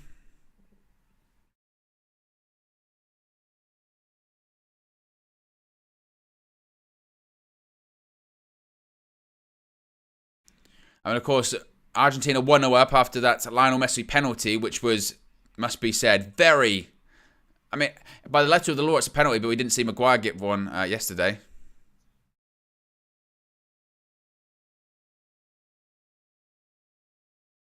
Ball over the top, and Di Maria is offside. What's that, like the 8th or 9th offside for Argentina in this game? Offside number 8, indeed. AB says, Owen, have you seen the movie Baby Days Out? I have not. I have not seen that film. And a lot of people are saying that they used to do that as well. Drive around, look at people's lights. And to be fair, shout out to parents, because now that I'm older, I have 0 interest in putting any lights up, like on my house or anything like that. I really don't. I could care less about putting up these giant, Santa lights or whatever. And again, obviously, especially at the moment with the energy increase, but still, I had no interest in doing that.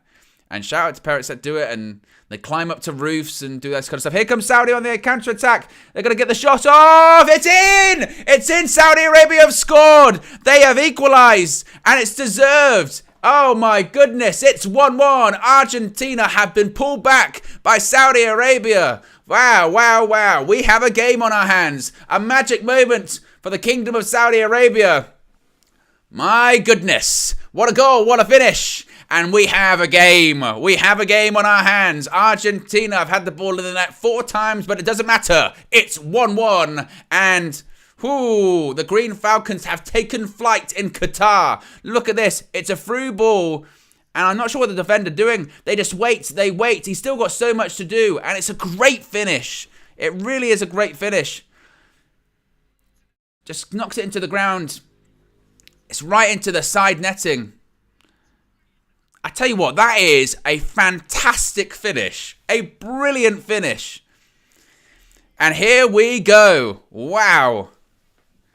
7 goals in 13 for this player to get them to the World Cup, and now he scored on the biggest stage possible. It's Argentina 1, Saudi Arabia 1. Wow.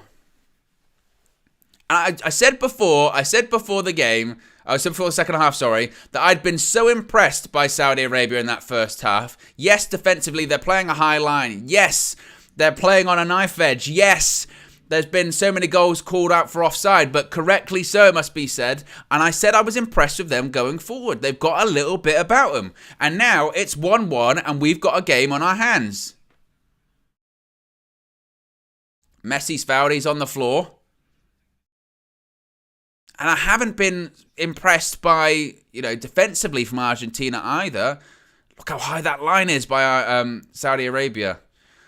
1 shot from Saudi Arabia, 1 on target.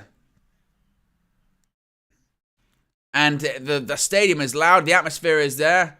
The referee's not going to give a free kick, it's a goal kick. And we've got a game.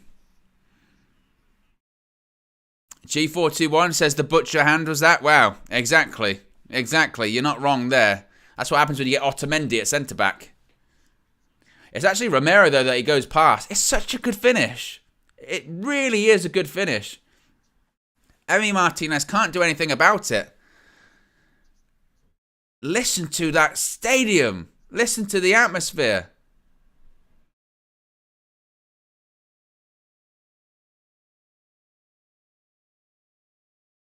Oh, he scuffed it. He scuffed it. Here he comes again. Oh, another defensive mistake. Here comes Saudi. They are in this. This could be an absolute shocker. Oh, he slipped. Unlucky. Abdul Hamid slipped. We have a game. I said this has been the best game of the tournament so far, apart from the England one. But from a neutral's point of view, it's been the best game. Absolutely, it's been the best game.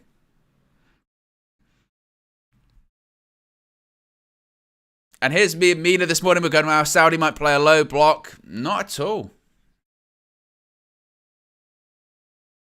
51 minutes gone. Argentina 1, Saudi Arabia 1.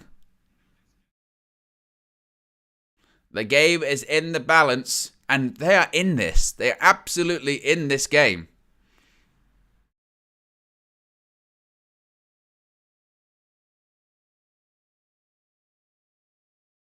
Messi has his pass blocked. Wow, would you believe it?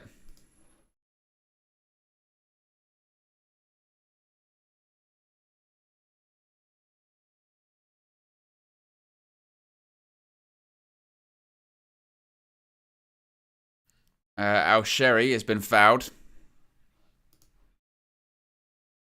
I mean, he was the one that got the goal, and it is a really fantastic finish.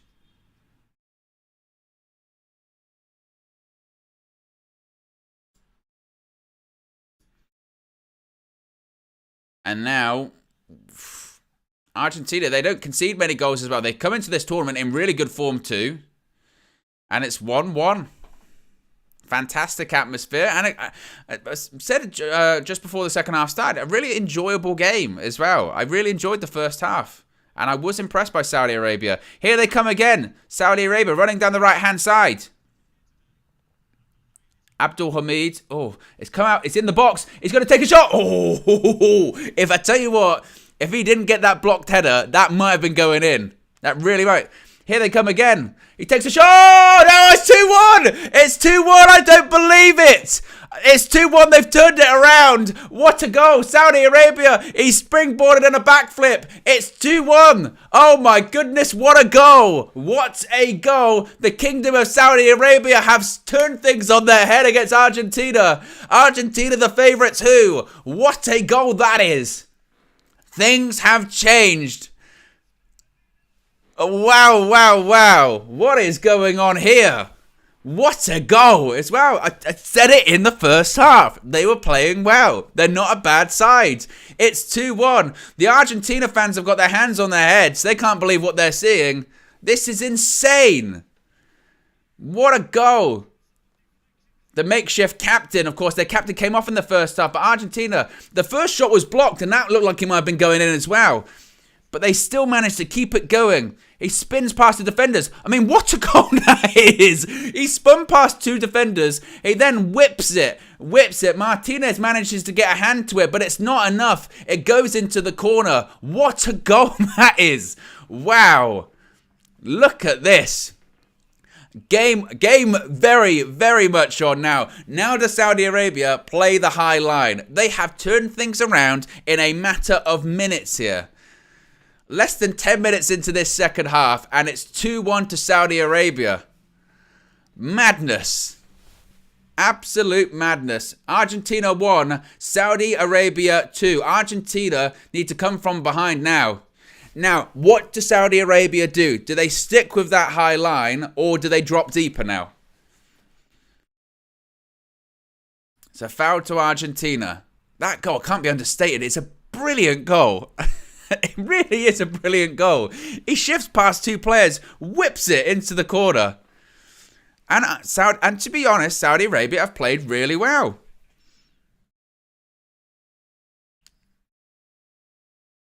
There, what football, man. Absolutely fantastic. I got to go for a third. Here come Argentina. Oh, here come, Saudi Arabia again.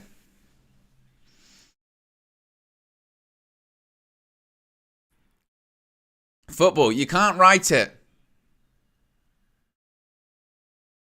Argentina, remember, I've had the ball in the net 4 times in this game.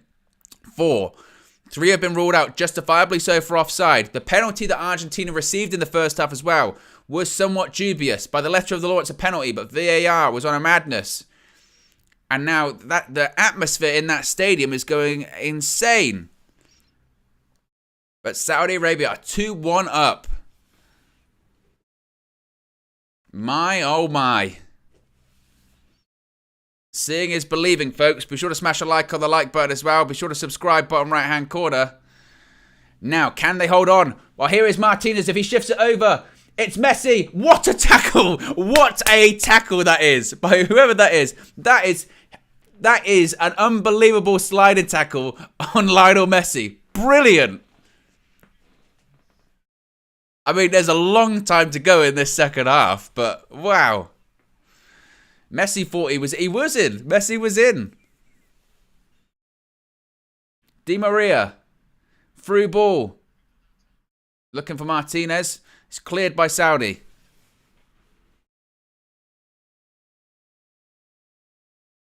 Oh, they're flying into tackles now, Saudi Arabia.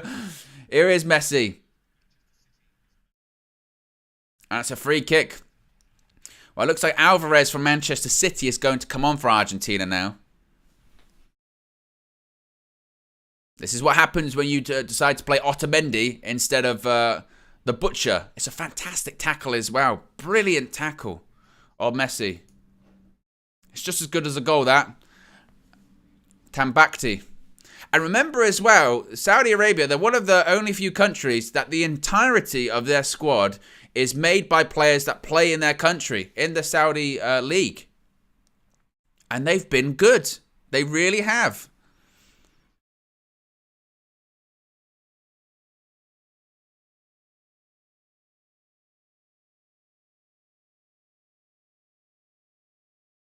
You know, you've got a Middle Eastern World Cup, and if they can pull off this result, it'd probably, I would assume, be the biggest result in Middle Eastern football history. Surely, it's got to be.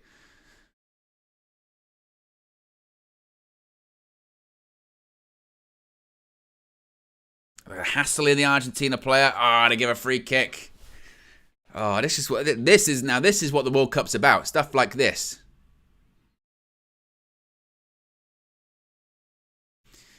But 58 minutes gone. Saudi Arabia 2, Argentina 1, and players, we're going to see a triple substitution. And yeah, Christian Romero's off. The Butcher's coming on. Yeah, that's what happens. That's what happens when you play an injured Romero and Nicolas Otamendi. You can see 2 goals. Martinez comes on. That's better. Enzo Fernandez and Julian Alvarez are coming on for Argentina. Papa Gomez has come off, and Paredes has come off.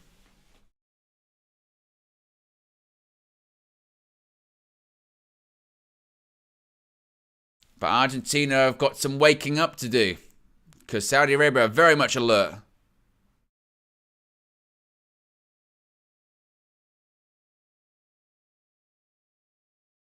Still plenty of time to go, though. Still plenty of controversial moments probably still to happen in this game. That line is still very high. Is he going to deal with that? That's a foul. Martinez, it's a foul. I saw what you did. You pulled him back. It's a foul. That Saudi line, man. They are going to be living on the edge for over 30 minutes. It is so high.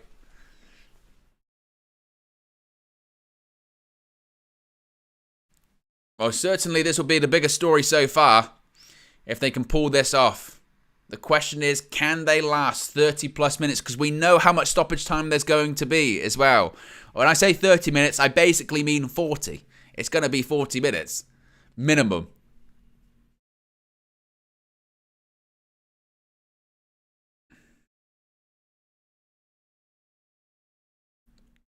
Free kick taken by the Saudi goalkeeper. Headed back by the Saudi players. Probably going to go out for an Argentina goal kick, one would think, as it's just managed to be harried out. Of course, Lisandro Martinez is now on the pitch. The Butcher has arrived in Qatar.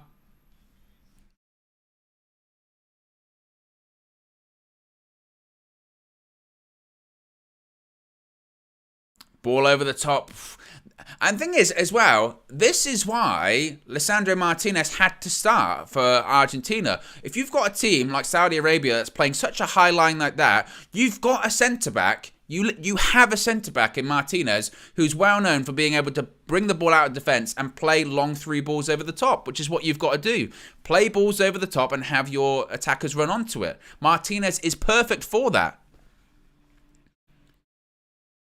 And listen to the atmosphere in that stadium. They are going for it. Again, in retrospect, and I know this, I'm obviously biased, this is a United channel, but at the same time, right, here comes Saudi Arabia again. Oh. Goes all the way back to the Saudi goalkeeper, who boots it over the pitch. Header won by Tagliafico. Tagliafico manages to win it again. Well, they need to up their tempo, Argentina. Oh, sloppy touch from Saudi. Here comes Messi again. It's good. Just good defending. That's just really good defending, that. Excellent. Just shoved off the ball. The coach is saying to his player, keep running. Keep running. He's not happy with the carelessness of the ball. That's a foul throw as well. Why aren't foul throws ever given?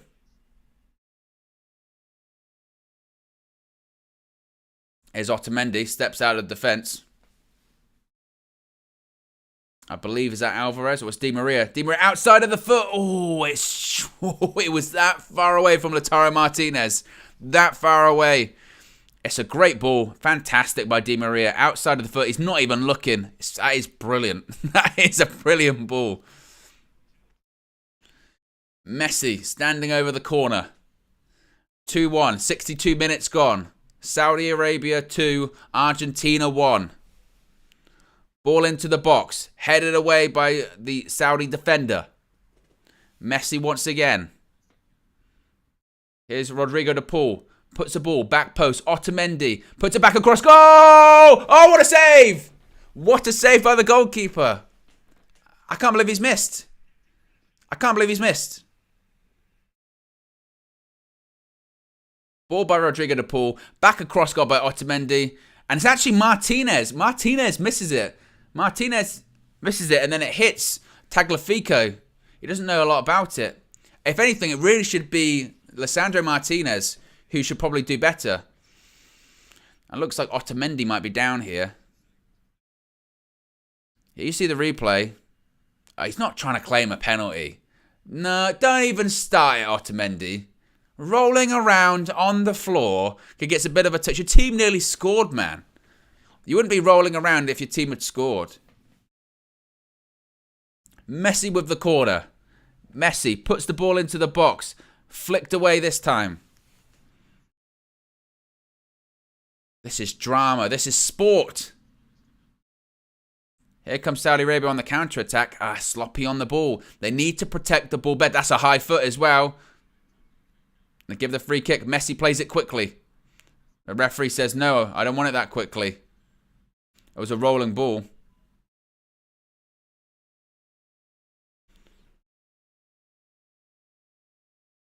Here's Tagliafico. I mean, this game has got so much energy. I mean, Argentina realised that even a draw, the draw would probably be okay for them because their group's not horrific. But at the same time, you know, if they lose, 6 points, that should be enough to go through. Should, but you never know. And it's not even the point of just going through. You want to finish top of your group. Because if they finish second, there's a real possibility they could face France. That's the real issue here. If France finished top of their group and Argentina finished second, we could get France-Argentina in the last 16. And that would be a massive issue for Argentina. They would look back to this game and say, ball over top. I think that's offside. I think he's offside. No flag, though. Here's Messi. Cuts it back. Great defending again.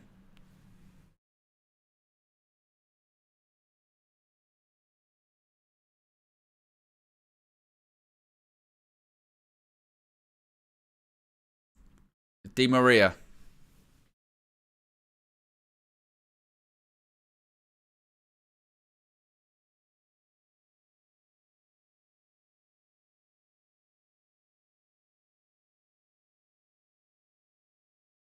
They said England has a chance to face France, not Argentina. I thought England were playing the people out of Group A. Ball in. There you go. Because people from Group B play Group A, people from Group C play Group D, people from Group E play Group F, and people from Group G play Group H.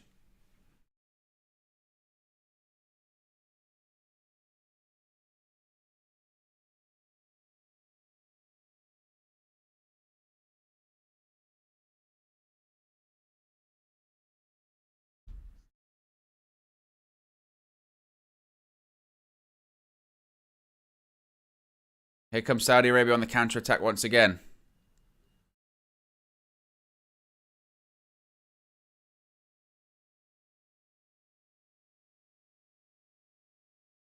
And they give it a free kick to Argentina. So yeah, I mean, this result could be one where it's like, you know, it could steer Argentina towards the direction of possibly playing France. Now, that would be a match.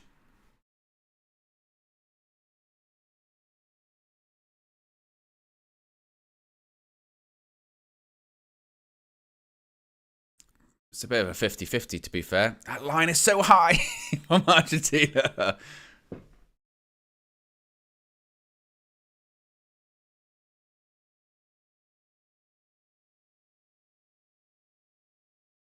"63 minutes gone. Still 2-1 to Saudi Arabia.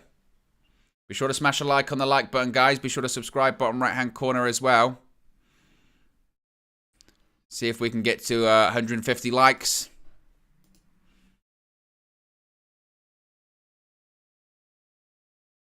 Switched ball. Here's Tagliafico. Another good tackle. I tell you what. No, you don't push him. You can't push him. It's a good tackle, Tagliafico.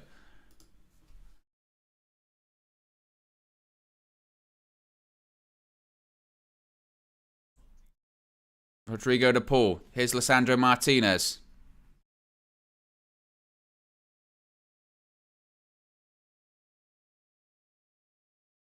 That's a good pass. Di Maria, who has had a lot of joy down the right-hand side for Argentina in this one. Here's Messi. It's a good through ball. He's got to make it, and he does. He does. If you go down, if you're gonna get, you've got to get back up quickly because it's going to be added on. That's the problem. You can't even time waste anymore. Time waste doesn't exist. But Saudi Arabia throwing everything at this. You cannot whatsoever fault their determination. Messi, ball in, headed away.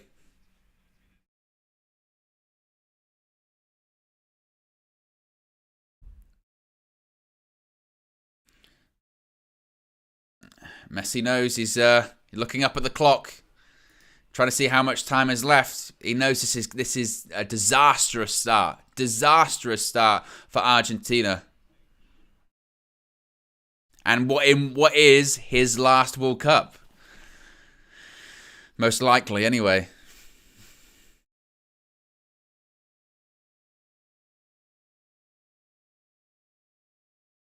And now the Saudi player's down. It's Ferras. We're just seeing the replay of the goal. It's just brilliant. It really is. Look at this. He gets a hand to it, but he just can't get enough on it, the goalkeeper. It's fantastic. It's a real brilliant goal. And like I said, the first one was a fantastic finish as well.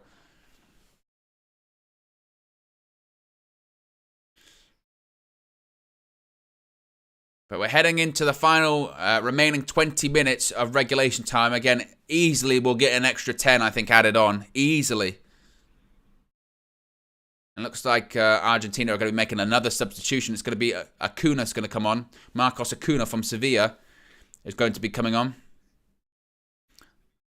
Started 9 of the 17 qualifiers for Argentina. And he replaces Tagliafico. Like for like. Maybe the Argentina coach just wants more energy down the left-hand side. It's 4 subs, though, for Argentina, so they clearly are not happy with what they're seeing.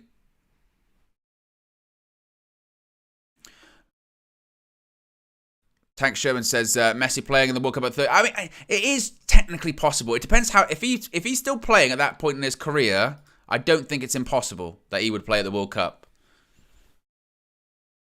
But, I mean, there's rumours that he might be going to Inter Miami at the end of this season. So, does that mean he's going to play in the US for 4 years? Unless he plays there for a couple of years and then goes back to Argentina. Could go back to his, his old club. Was it Newell's?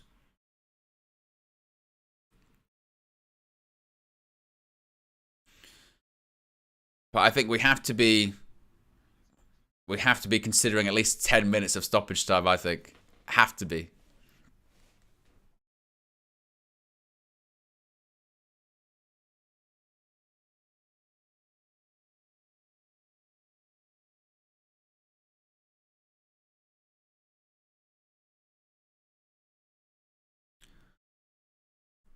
And I think also as well, you would maybe just say for Argentina, they just have to get.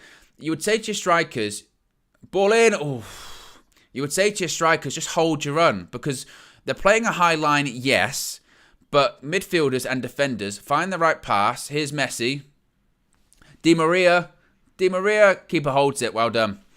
You would say just find the right pass, hold your run. You can beat this back line, but you've got to hold your run. They're playing a high line. You're being naive if you're not looking across the line. You've got to be intelligent. And that's something they're not doing at the moment.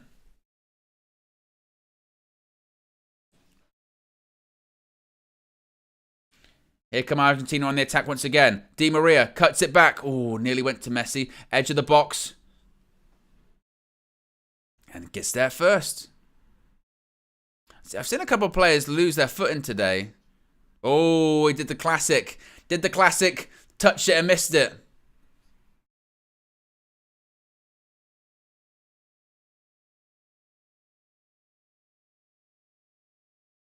Acuna with the throw-in.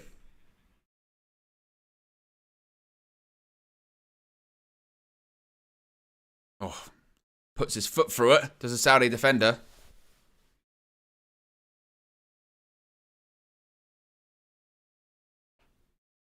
He's going to make that header. That's Otamendi.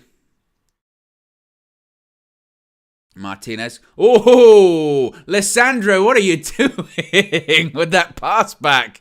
I tell you what, Emi Martinez does very, very well. Very well with it, because luckily there wasn't a lot of pressure on him. I'm not sure how David De Gea would have fared with that one. It's a good pass, Rodrigo de Paul. He's looking for it. He's looking for it. Keeper sweeping. Brilliant by the goalkeeper. Comes out sweeper. You got to get back in. Oh, Di Maria spotted the keeper off his line. To be fair, from the goalkeeper, that's what you need. If you're going to play that high of a defensive line, your goalkeeper needs to be not that far behind him. I just wonder if they can keep this up for the entire 90. Keeper does really well.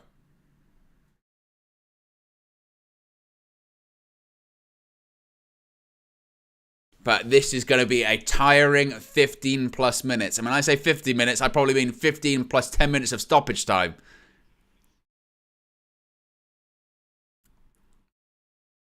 But as of right now, it's still 2-1. Time wasted has started. Al Balawi has been booked. But those 2 goals in the space of what? It was 7 minutes? 8 minutes? Or 5 minutes, excuse me, in the second half. Has given Saudi Arabia this 2-1 lead.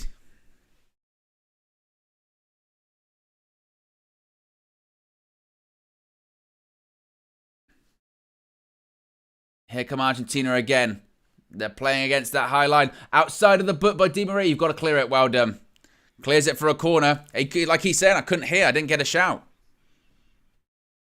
You have to do what you've got to do.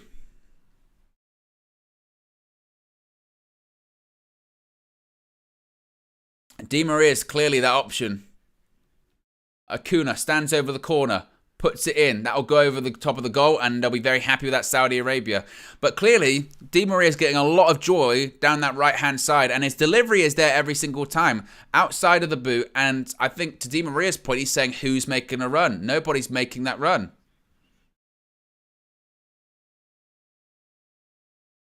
88,012. Wow. Wasn't there something after the first game, the opening game, where they said it was 65,000, even though it was a 60,000 stadium?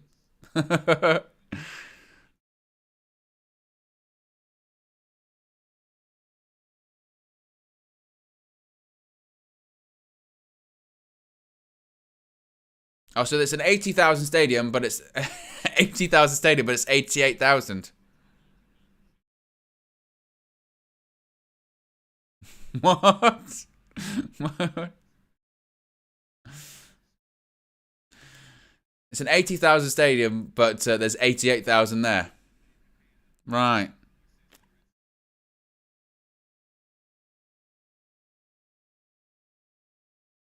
Al-Habib for Saudi Arabia. Alvarez does well. But Saudi Arabia got it back. No, you can't give it a foul.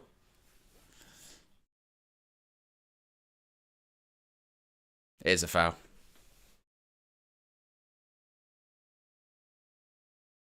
I mean, the whole overinflating the attendance thing, I'm used to, because WWE have done it for years. For years.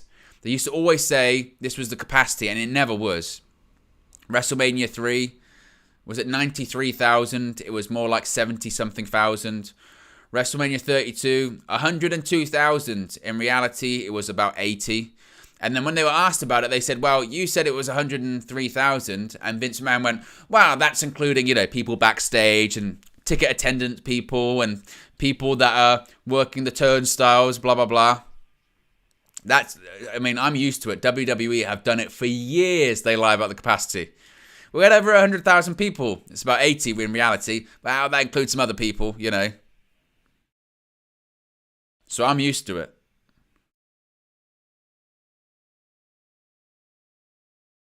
What's going on here? It's kicking off on the bench.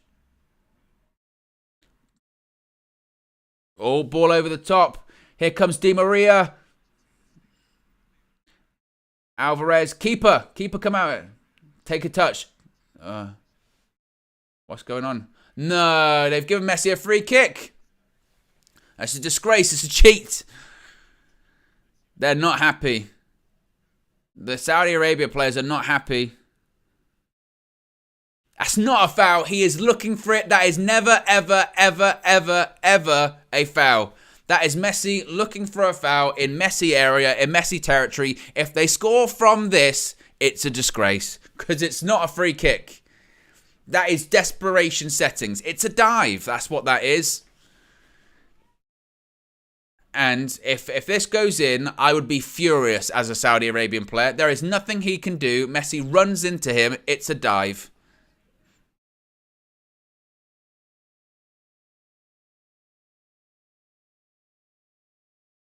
If this goes in, I tell you. And the referees booked the captain for having a go at him by basically saying, look, it's a shocking decision. The ball already travelled immensely as well. Messi territory, though.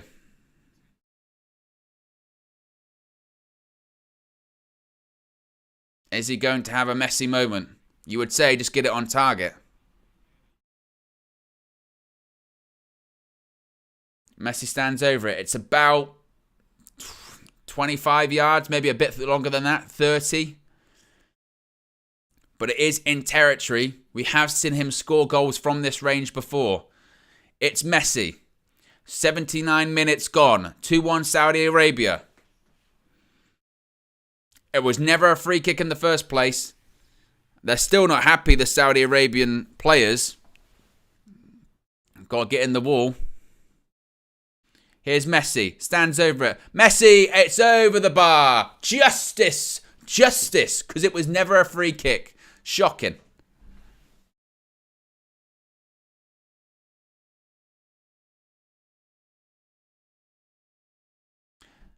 Less than 10 minutes remain of regulation time. Of course, there will be significant stoppage time added on as well.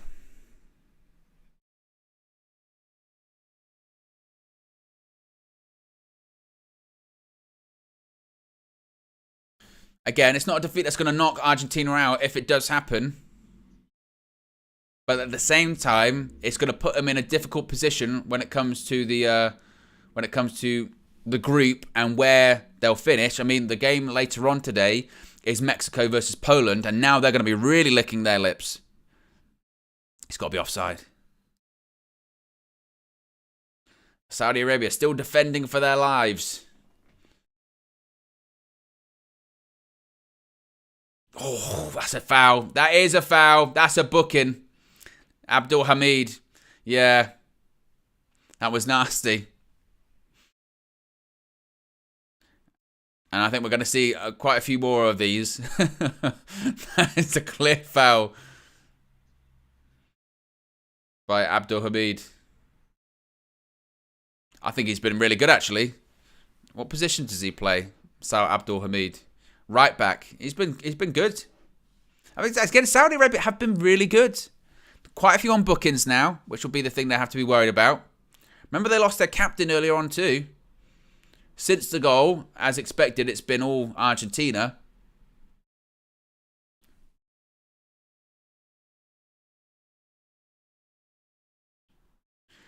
Remember, of course, in that first half, they had those 7 offsides. 3 times they had the ball in the net. Or 4 times, including the goal. Keepers should be ball. Ooh, he nearly dropped it, but you take it. Well done. But there was no real bodies in the box for Argentina. Those crosses are redundant.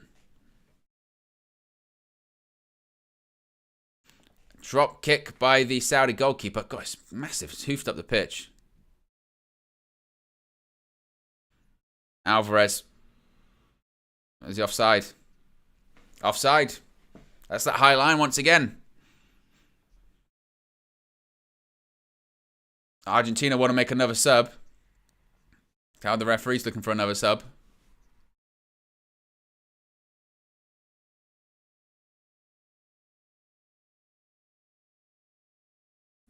Long ball up the top from Saudi Arabia.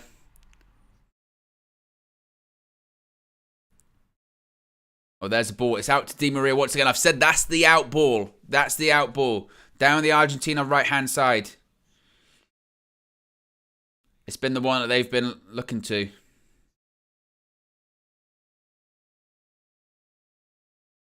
Here's Rodrigo de Paul. Switch. Manages just to find his player eventually. Can they find a bit of magic? Di Maria, ball in. It's Messi! And it's a easy header and an easy save from the Saudi Arabia goalkeeper. He peels off to the far post, gets up, but it's just there's no power in the header. It's easy. You say to the goalkeeper, you can't even say take your time because it's going to be added on. That's the problem. Oh, unlucky. Gone out for a throw-in now.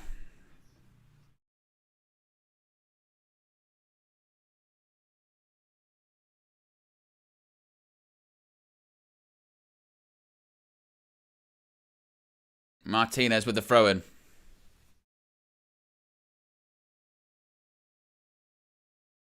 Remember, Argentina do want to make another substitution. Who that will be remain to be seen. That should go out for a goal kick. It will. Saudi Arabia goal kick.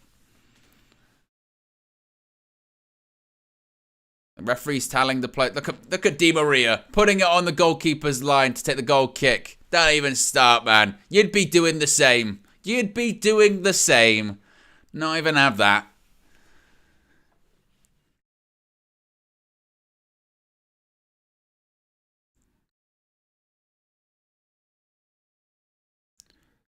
Still 2-1, coming into the 85th minute.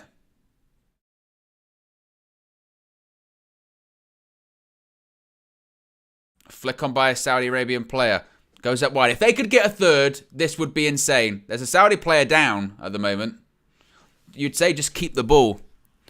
If you can, don't do that. Don't be wasteful. You cannot be wasteful at this point in the game.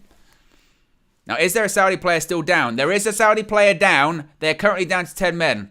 They've got to win it back. Put it out for a throw-in. Put it out for a throw-in, mate. Put it out for a throw-in. And they might have cramp. And he's down once again.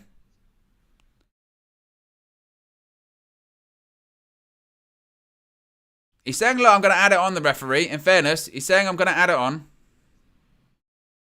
Well, the ball's out of play. Rodrigo de Paul's getting angry, but it's the referee's point. If the ball's out of play, then you can have treatment. And he will add it on. We know they're going to add it on.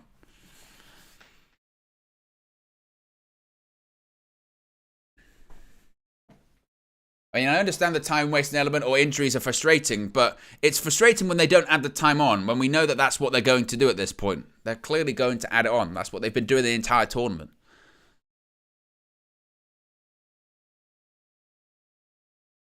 Martinez didn't win the header. Disgrace. Could only do it for Eric.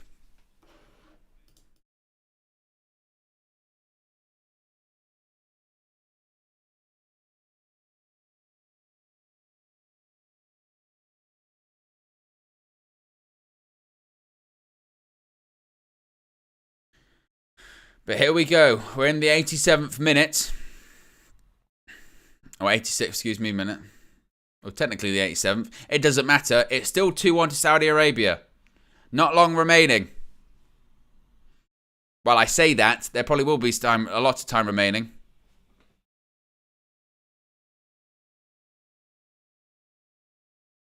Rodrigo de Paul manages to find Angel Di Maria outside of the boot. It's great defending again. Absolutely fantastic defending once again from Saudi Arabia. Al-Tambakti with the block this time. Brilliant. Someone's lost their shin pad. That's flying around all over the place. Otamendi's trying to do tackles. I tell you what, this is brilliant. Absolutely fantastic play from Al-Bakaran. And there's going to be some substitutions now. Alamri is a central defender. He's coming on.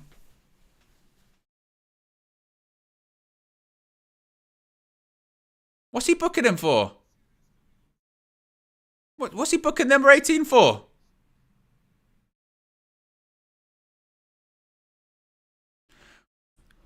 Well, so Al-Abid, who was a substitute himself, is being substituted now. I don't know what's going on here.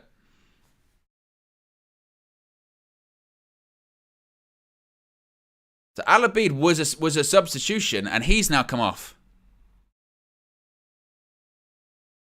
The sub's been booked as well. I don't know what's going on in this game. Saudi Arabia had 5 bookings.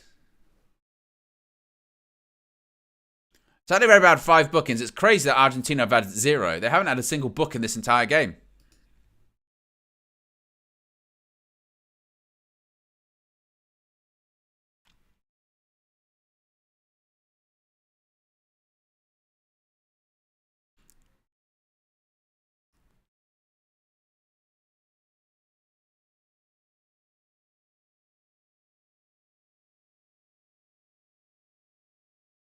Oof. Another foul on Argentina.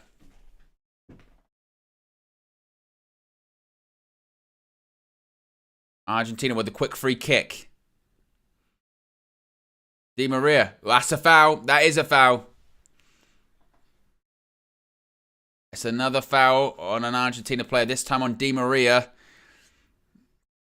Now, this will be one that I think will be balls into the box. I don't think Messi's going to have a shot here. It was a foul. Clear foul. I mean, with the amount of time wasting that Saudi Arabia have been doing, there's no way he's not going to add on. Minimum 10 he'll add on. Minimum. I think it might be longer. I think he'll go like 12. Messi stands over the free kick. It's going to be a ball into the box, clearly. It's going to be 8. That's it. Ball into the box, headed away. To be honest, I'm shocked by 8. I thought it would be longer, honestly. I thought it would be longer than that. Ball into box. Enzo Fernandez. That'll be a corner. Al Tambakti. He has been brilliant. He really has. Tambakti, number 17 for Saudi Arabia, has been spectacular. He really has. Ball put in. Corner. Cleared. We've had, do you know, in this tournament so far, in terms of stoppage time, we've had 78 minutes of stoppage time. 78. Rodrigo de Paul. Ball in. He's got to claim it. That might be a foul. Headed off the line. But it was offside. It was offside. I thought it was a foul on the keeper. I thought it might have been a foul on the keeper. Oh, no, the keeper's been booked. Keeper's been booked. They're telling the keeper to calm down.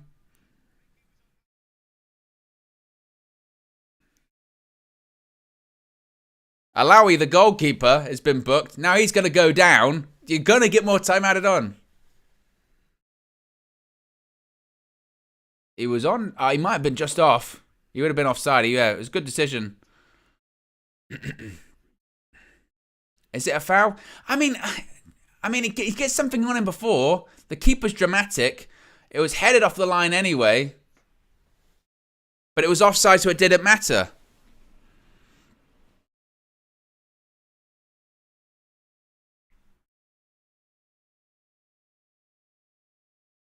The referee wasn't happy with the goalkeeper getting in his face. Nearly the entire Saudi side's been booked so far. They've had 1, 2, 3, 4, 5, 6 bookings. But again, more time's going to be added on.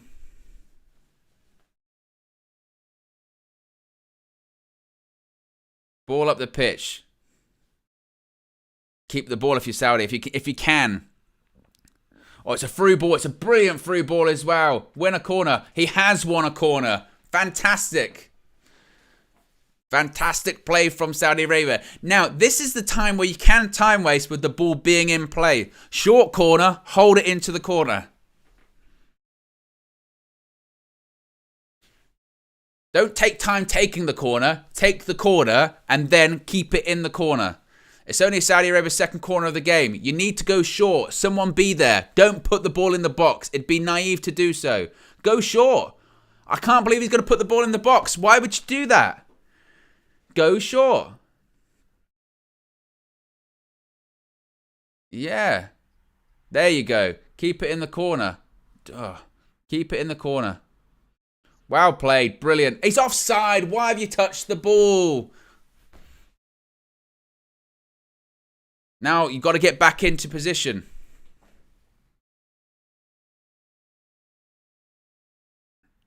Here's Messi. And he's booting it in the crowd. He just absolutely levered it into the crowd. Excellent.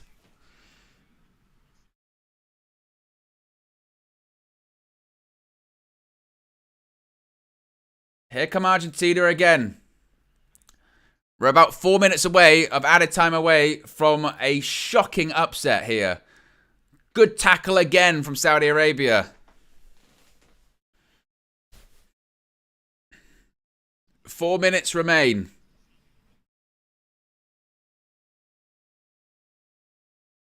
Header. Argentina throw in.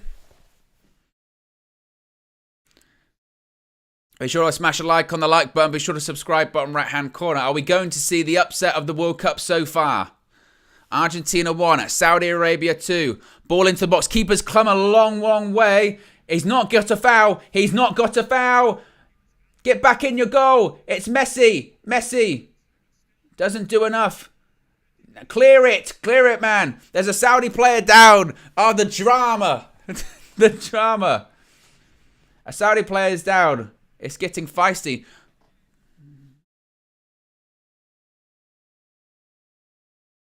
It looks like it might be something serious. I think it's a head injury. Oh, my God. Oh, my God. He is out cold. This is serious. He's got a knee in the face. And the goalkeeper's disconsolate. This is serious. Oh my goodness. It's horrifying. Absolutely horrifying. And the goalkeeper's a wreck because of it. He's completely knocked out. And there's real concern.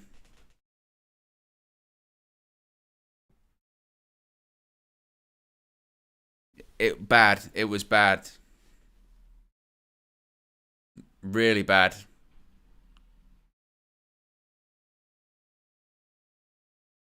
Yeah, I mean, hopefully he's moving because he looked knocked out. I mean, it was a knee to the jaw.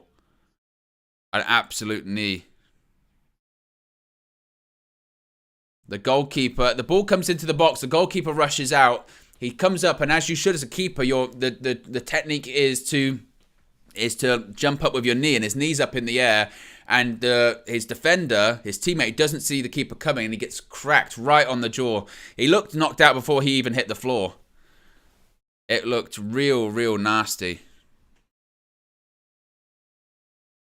I mean, hopefully, I think they were saying that he was moving. That's a possibility. I mean, in instances like that, the best case scenario is that he's like knocked out. I mean, it could be a broken jaw, could be concussion. I don't know. The fact that play carried on is a massive concern for me there. That game, the play carried on there for what? 30 seconds, 25 seconds, which is ridiculous. The referee and the linesman should have seen that immediately and said, play stop now. He's back on his feet. Take him out of the game, obviously. He has to be taken out of the game. I mean, I think it was even a bit, awkward talking about time added on because of this. Obviously, time's going to be added on, but the paramount thing is his health and his safety, because that was horrible.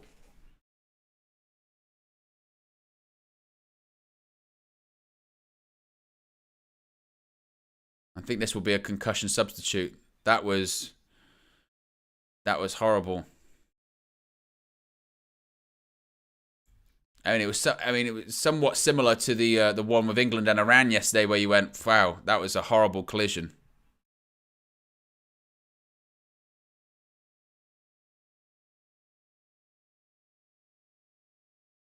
I think he's going to be stretchered off here. And obviously thoughts go out to him, because that was horrible.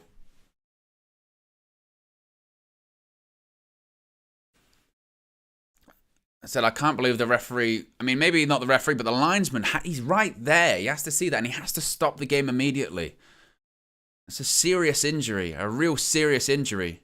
They played on. Crazy.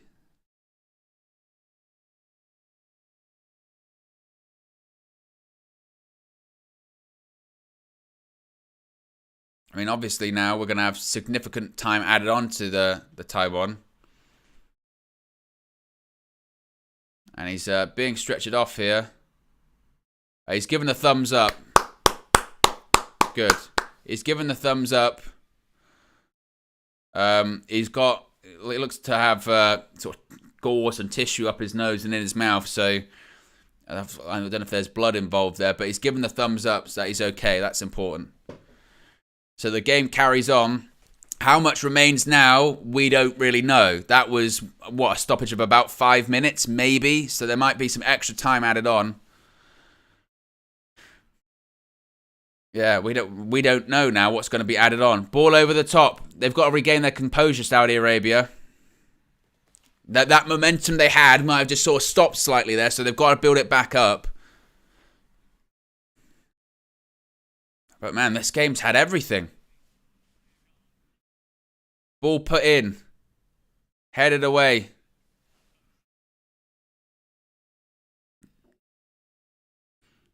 There's Alvarez.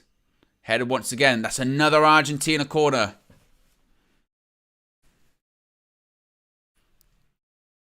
Another Argentina corner. We're entering the 100th minute shortly. Acuna. Headed away. Win that one. Does. Got to get out.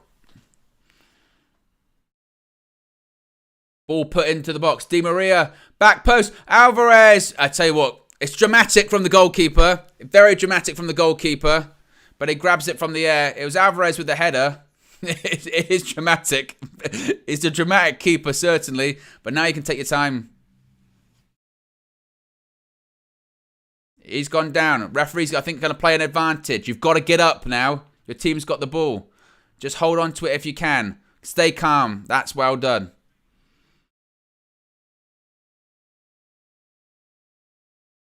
Puts it across. Saudi. Now, you're saying now, just keep hold of the ball. Don't get too high at the pitch. Don't do too much. Heading for the corner. It's smart. Well done. That's a foul. That's a foul, referee. No, he's not give it. Argentina on the counter-attack. Messi. Here comes Angel Di Maria once again. No foul. Ball into the box. Lovely. Goes out for a goal kick. Goes out for a goal kick, and that might be all she wrote. It might just be all she wrote. 36 matches unbeaten, this Argentina team. Last team to beat them were Brazil. And now Saudi Arabia are seconds away from a victory here at the World Cup. Seconds away. Now just go long. Put it up the pitch.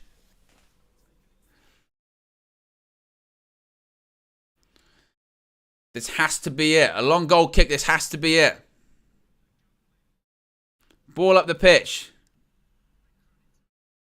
Still time added on. That will be a Saudi Arabia throw-in.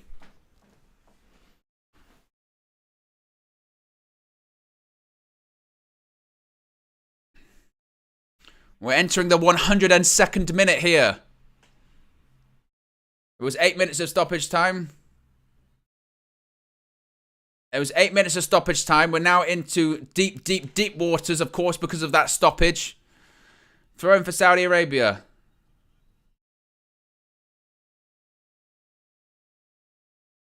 Boots it up the pitch. Boots it into the crowd. He still hasn't blown his whistle just yet.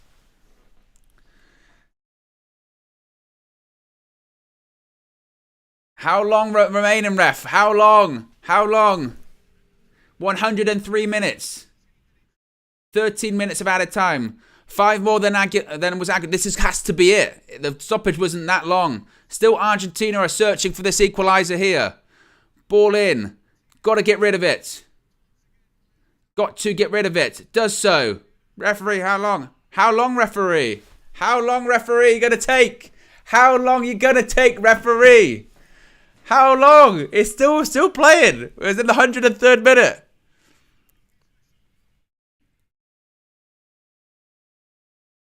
Referee still going. Acuna. Headed away. How long, ref? How long is he going to take? I don't know what's going on. Crossfield pass. You can win that header. You do it. Messi. Foot through it. Does so. Get up. Get up. How long, referee? How long? Martinez has got the ball still. 15 seconds left. And that's it. They've done it. The Kingdom of Saudi Arabia have defeated Argentina. Arguably one of the biggest upsets in World Cup history. The biggest upsets in this tournament so far, certainly. But Argentina, one of the favourites, former world champions Argentina, have lost to Saudi Arabia. It's 2-1 Saudi Arabia. 2 goals in the second half. Cancel out. Cancel out. Lionel Messi's first half penalty. One of the biggest upsets ever in World Cup history. The first ever Middle Eastern World Cup. And we have one of the biggest upsets. One of the biggest victories in Middle Eastern football history as Saudi Arabia have defeated Argentina. Lionel Messi's Argentina 2-1. Oh my goodness. Wow, wow, wow. And it was deserved. What a game. What a victory. It's one of the greatest upsets we've ever witnessed. Messi has been rocked by Saudi Arabia. This is absolutely breathtaking. Absolutely breathtaking. X has got Saudi in the sweepstake. He's gonna be screaming. They're gonna go all the way. He choked Robbie. He choked him when he got Saudi in the sweepstake. But this is why. This is why. Oh my goodness. History has been made in Qatar. What a story. And now Argentina are in a bit of trouble because they can still qualify from their group, certainly. But at the same time, now is a possibility they could come second. If they come second in their group, doing the maths, depending on results in the future, that could mean they face first from Group D. That looks likely to be France. So what we could be already headed towards would be a France versus Argentina knockout tie in the last 16. The roar from the crowd is unbelievable. Absolutely unbelievable. Oh my goodness. Wow. Wow, wow, wow. Incredible. Football history, guys. We just witnessed it. Absolutely incredible. Be sure to smash a like on the like button. I mean, Argentina had the ball in the net 4 times. 4 times in that first half. 3 were ruled out for offside, justifiably so. Even the penalty itself was questionable. VAR. They did everything they could. VAR gave Messi the penalty. Messi scores. But Saudi Arabia in the second half, in the space of 5 minutes, get 2 goals. 2 absolutely brilliant finishing. Sensational. Absolutely sensational. Making a mistake, Argentina were really, really poor. Really, really bad. But Saudi Arabia have won the game and they've deserved it. Absolutely deserve it. Fantastic. And honestly, the passion and the energy that Saudi Arabia showed with their defensive display was absolutely... Tambakti at the centre-back. Oh, unbelievable. What? Absolutely... sensational. What a result. That's football. That's the magic of the World Cup. Brilliant. Absolutely brilliant. You can look at stats and you can look at, oh, Argentina had 70% possession and Saudi Arabia only had 30. But it's just superb. Brilliant. Absolutely brilliant. And again, they won it and they deserved it. And look, Saudi Arabia still might go out in the group stage. They're not going to win the tournament or anything like that. But they'll never forget this result. One of truly the biggest footballing upsets ever. They will never forget this result. Again, they can lose the remainder of their matches in this tournament now. They've beat Argentina. They beat Lionel Messi's Argentina by 2-1, and they deserved it. They earned it and they deserved it. And they're a credit to themselves because of it. Absolutely fantastic. And Argentina, as I mentioned, they can win their next 2 games. They've got to play Mexico. They've got to play Poland. But to be honest, if they play that way, even my Virgin Media wants to shut off. If they play that way, they'll be in trouble. I mean, we're just seeing the first goal. That first goal from Al Shriri on the 48th minute is brilliant. It's actually Messi that loses the ball. Two players press on Messi. The ball's given away. And it's a good pass to Al Shriri. And the centre-backs, for whatever reason, don't engage. He tucks it in the bottom corner. It's a brilliant finish as well. Really is. Nicks it into the ground. And Martinez can't get anywhere near it. And the second goal's even better. The second goal's absolutely even better. Look at this. Al-Dawsari with the goal.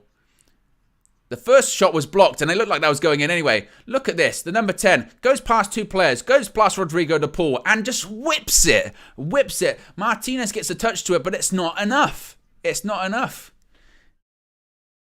Look at this. First of all, that touch by Al-Dawsari is fantastic. Skips past Rodrigo de Paul and just whips it. Fantastic. Absolutely fantastic. It's a proper goal. And he does a backflip.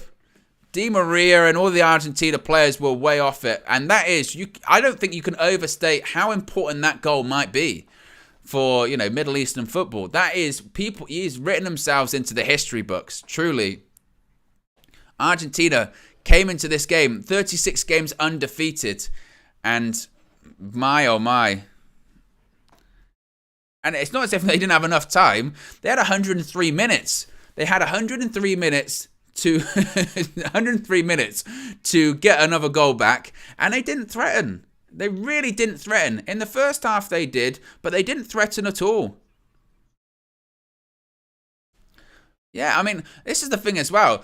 Saudi Arabia scored their winning goal in the 53rd minute. 53rd minute they scored their goal, and Argentina still couldn't find a way back. They threatened more in the first half, but that was about it.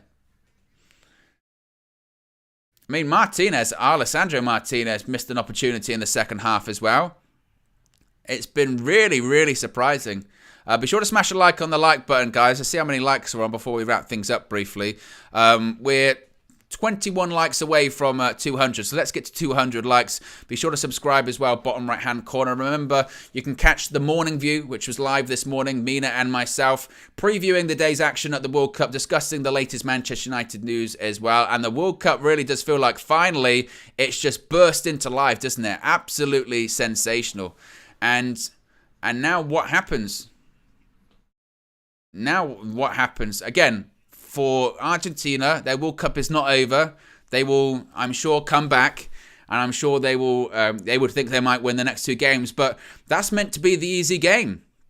That's meant to be the easy game for Argentina. They've now got Mexico and Poland, which will not be rollovers. They've got good players. It's going to be interesting to see how Mexico and Poland face off against each other earlier. But Argentina had no fight. Roy Keane and Graham Souness are incredulous, absolutely incredulous after the game, talking about how disappointed they were with Argentina, which I think is a good point, actually. Argentina were particularly poor in that game, but I feel like focusing on them and focusing how bad they were takes away from the achievement from Saudi Arabia. I thought they were absolutely fantastic, and again, it's one of the biggest upsets in footballing history, really. And in terms of Argentinian history, it's going to be a massive low point for them in terms of footballing history. And wow. What will the fallout to this be? Messi, possibly in his last ever World Cup, is incredible. M. Sati with the super chat says, I missed the whole thing. Was Martinez there after or before the goals? He came on afterwards, I believe so. He came on in the second half after the goals, I think. Although, again, he missed a sitter. So there you go, guys. As I mentioned, guys, be sure to smash a like on the like button. Be sure to subscribe, bottom right-hand corner. We're only 5 likes away from 200, so we can get to 200 before we wrap things up. And it's incredible. Absolutely incredible. And again, Saudi Arabia absolutely deserved it. And what happens for Argentina now? It's incredible. Ezio with the super chat as well says, that's the guy you're embracing, hating on CR7. Oh, yeah. Bring Ronaldo into it. It's not about Ronaldo. It's not about Messi. It should be about Saudi Arabia's fantastic performance. That's what it should really be about. It shouldn't be about focusing on individuals. I think you have to focus on the collective, and the two collectives involved today, one was Argentina not being good enough, but most importantly, the collective I think you have to focus on the most is Saudi Arabia performing absolutely fantastically, and they deserve a ton of credit. 2 fantastic goals, and as I mentioned, probably the biggest result in the history of Middle Eastern football. Absolutely tremendous to see. So there you go, guys. As I mentioned, we'll be back live later on today with more World Cup live match view coverage. We've got big games coming up this evening. France kick off their Qatar 2022 campaign against Australia. I'll be live for that one, and who knows, you might see me in another one. So I'll be back later on. Have a great Tuesday afternoon, and I'll speak for you again very soon. Peace.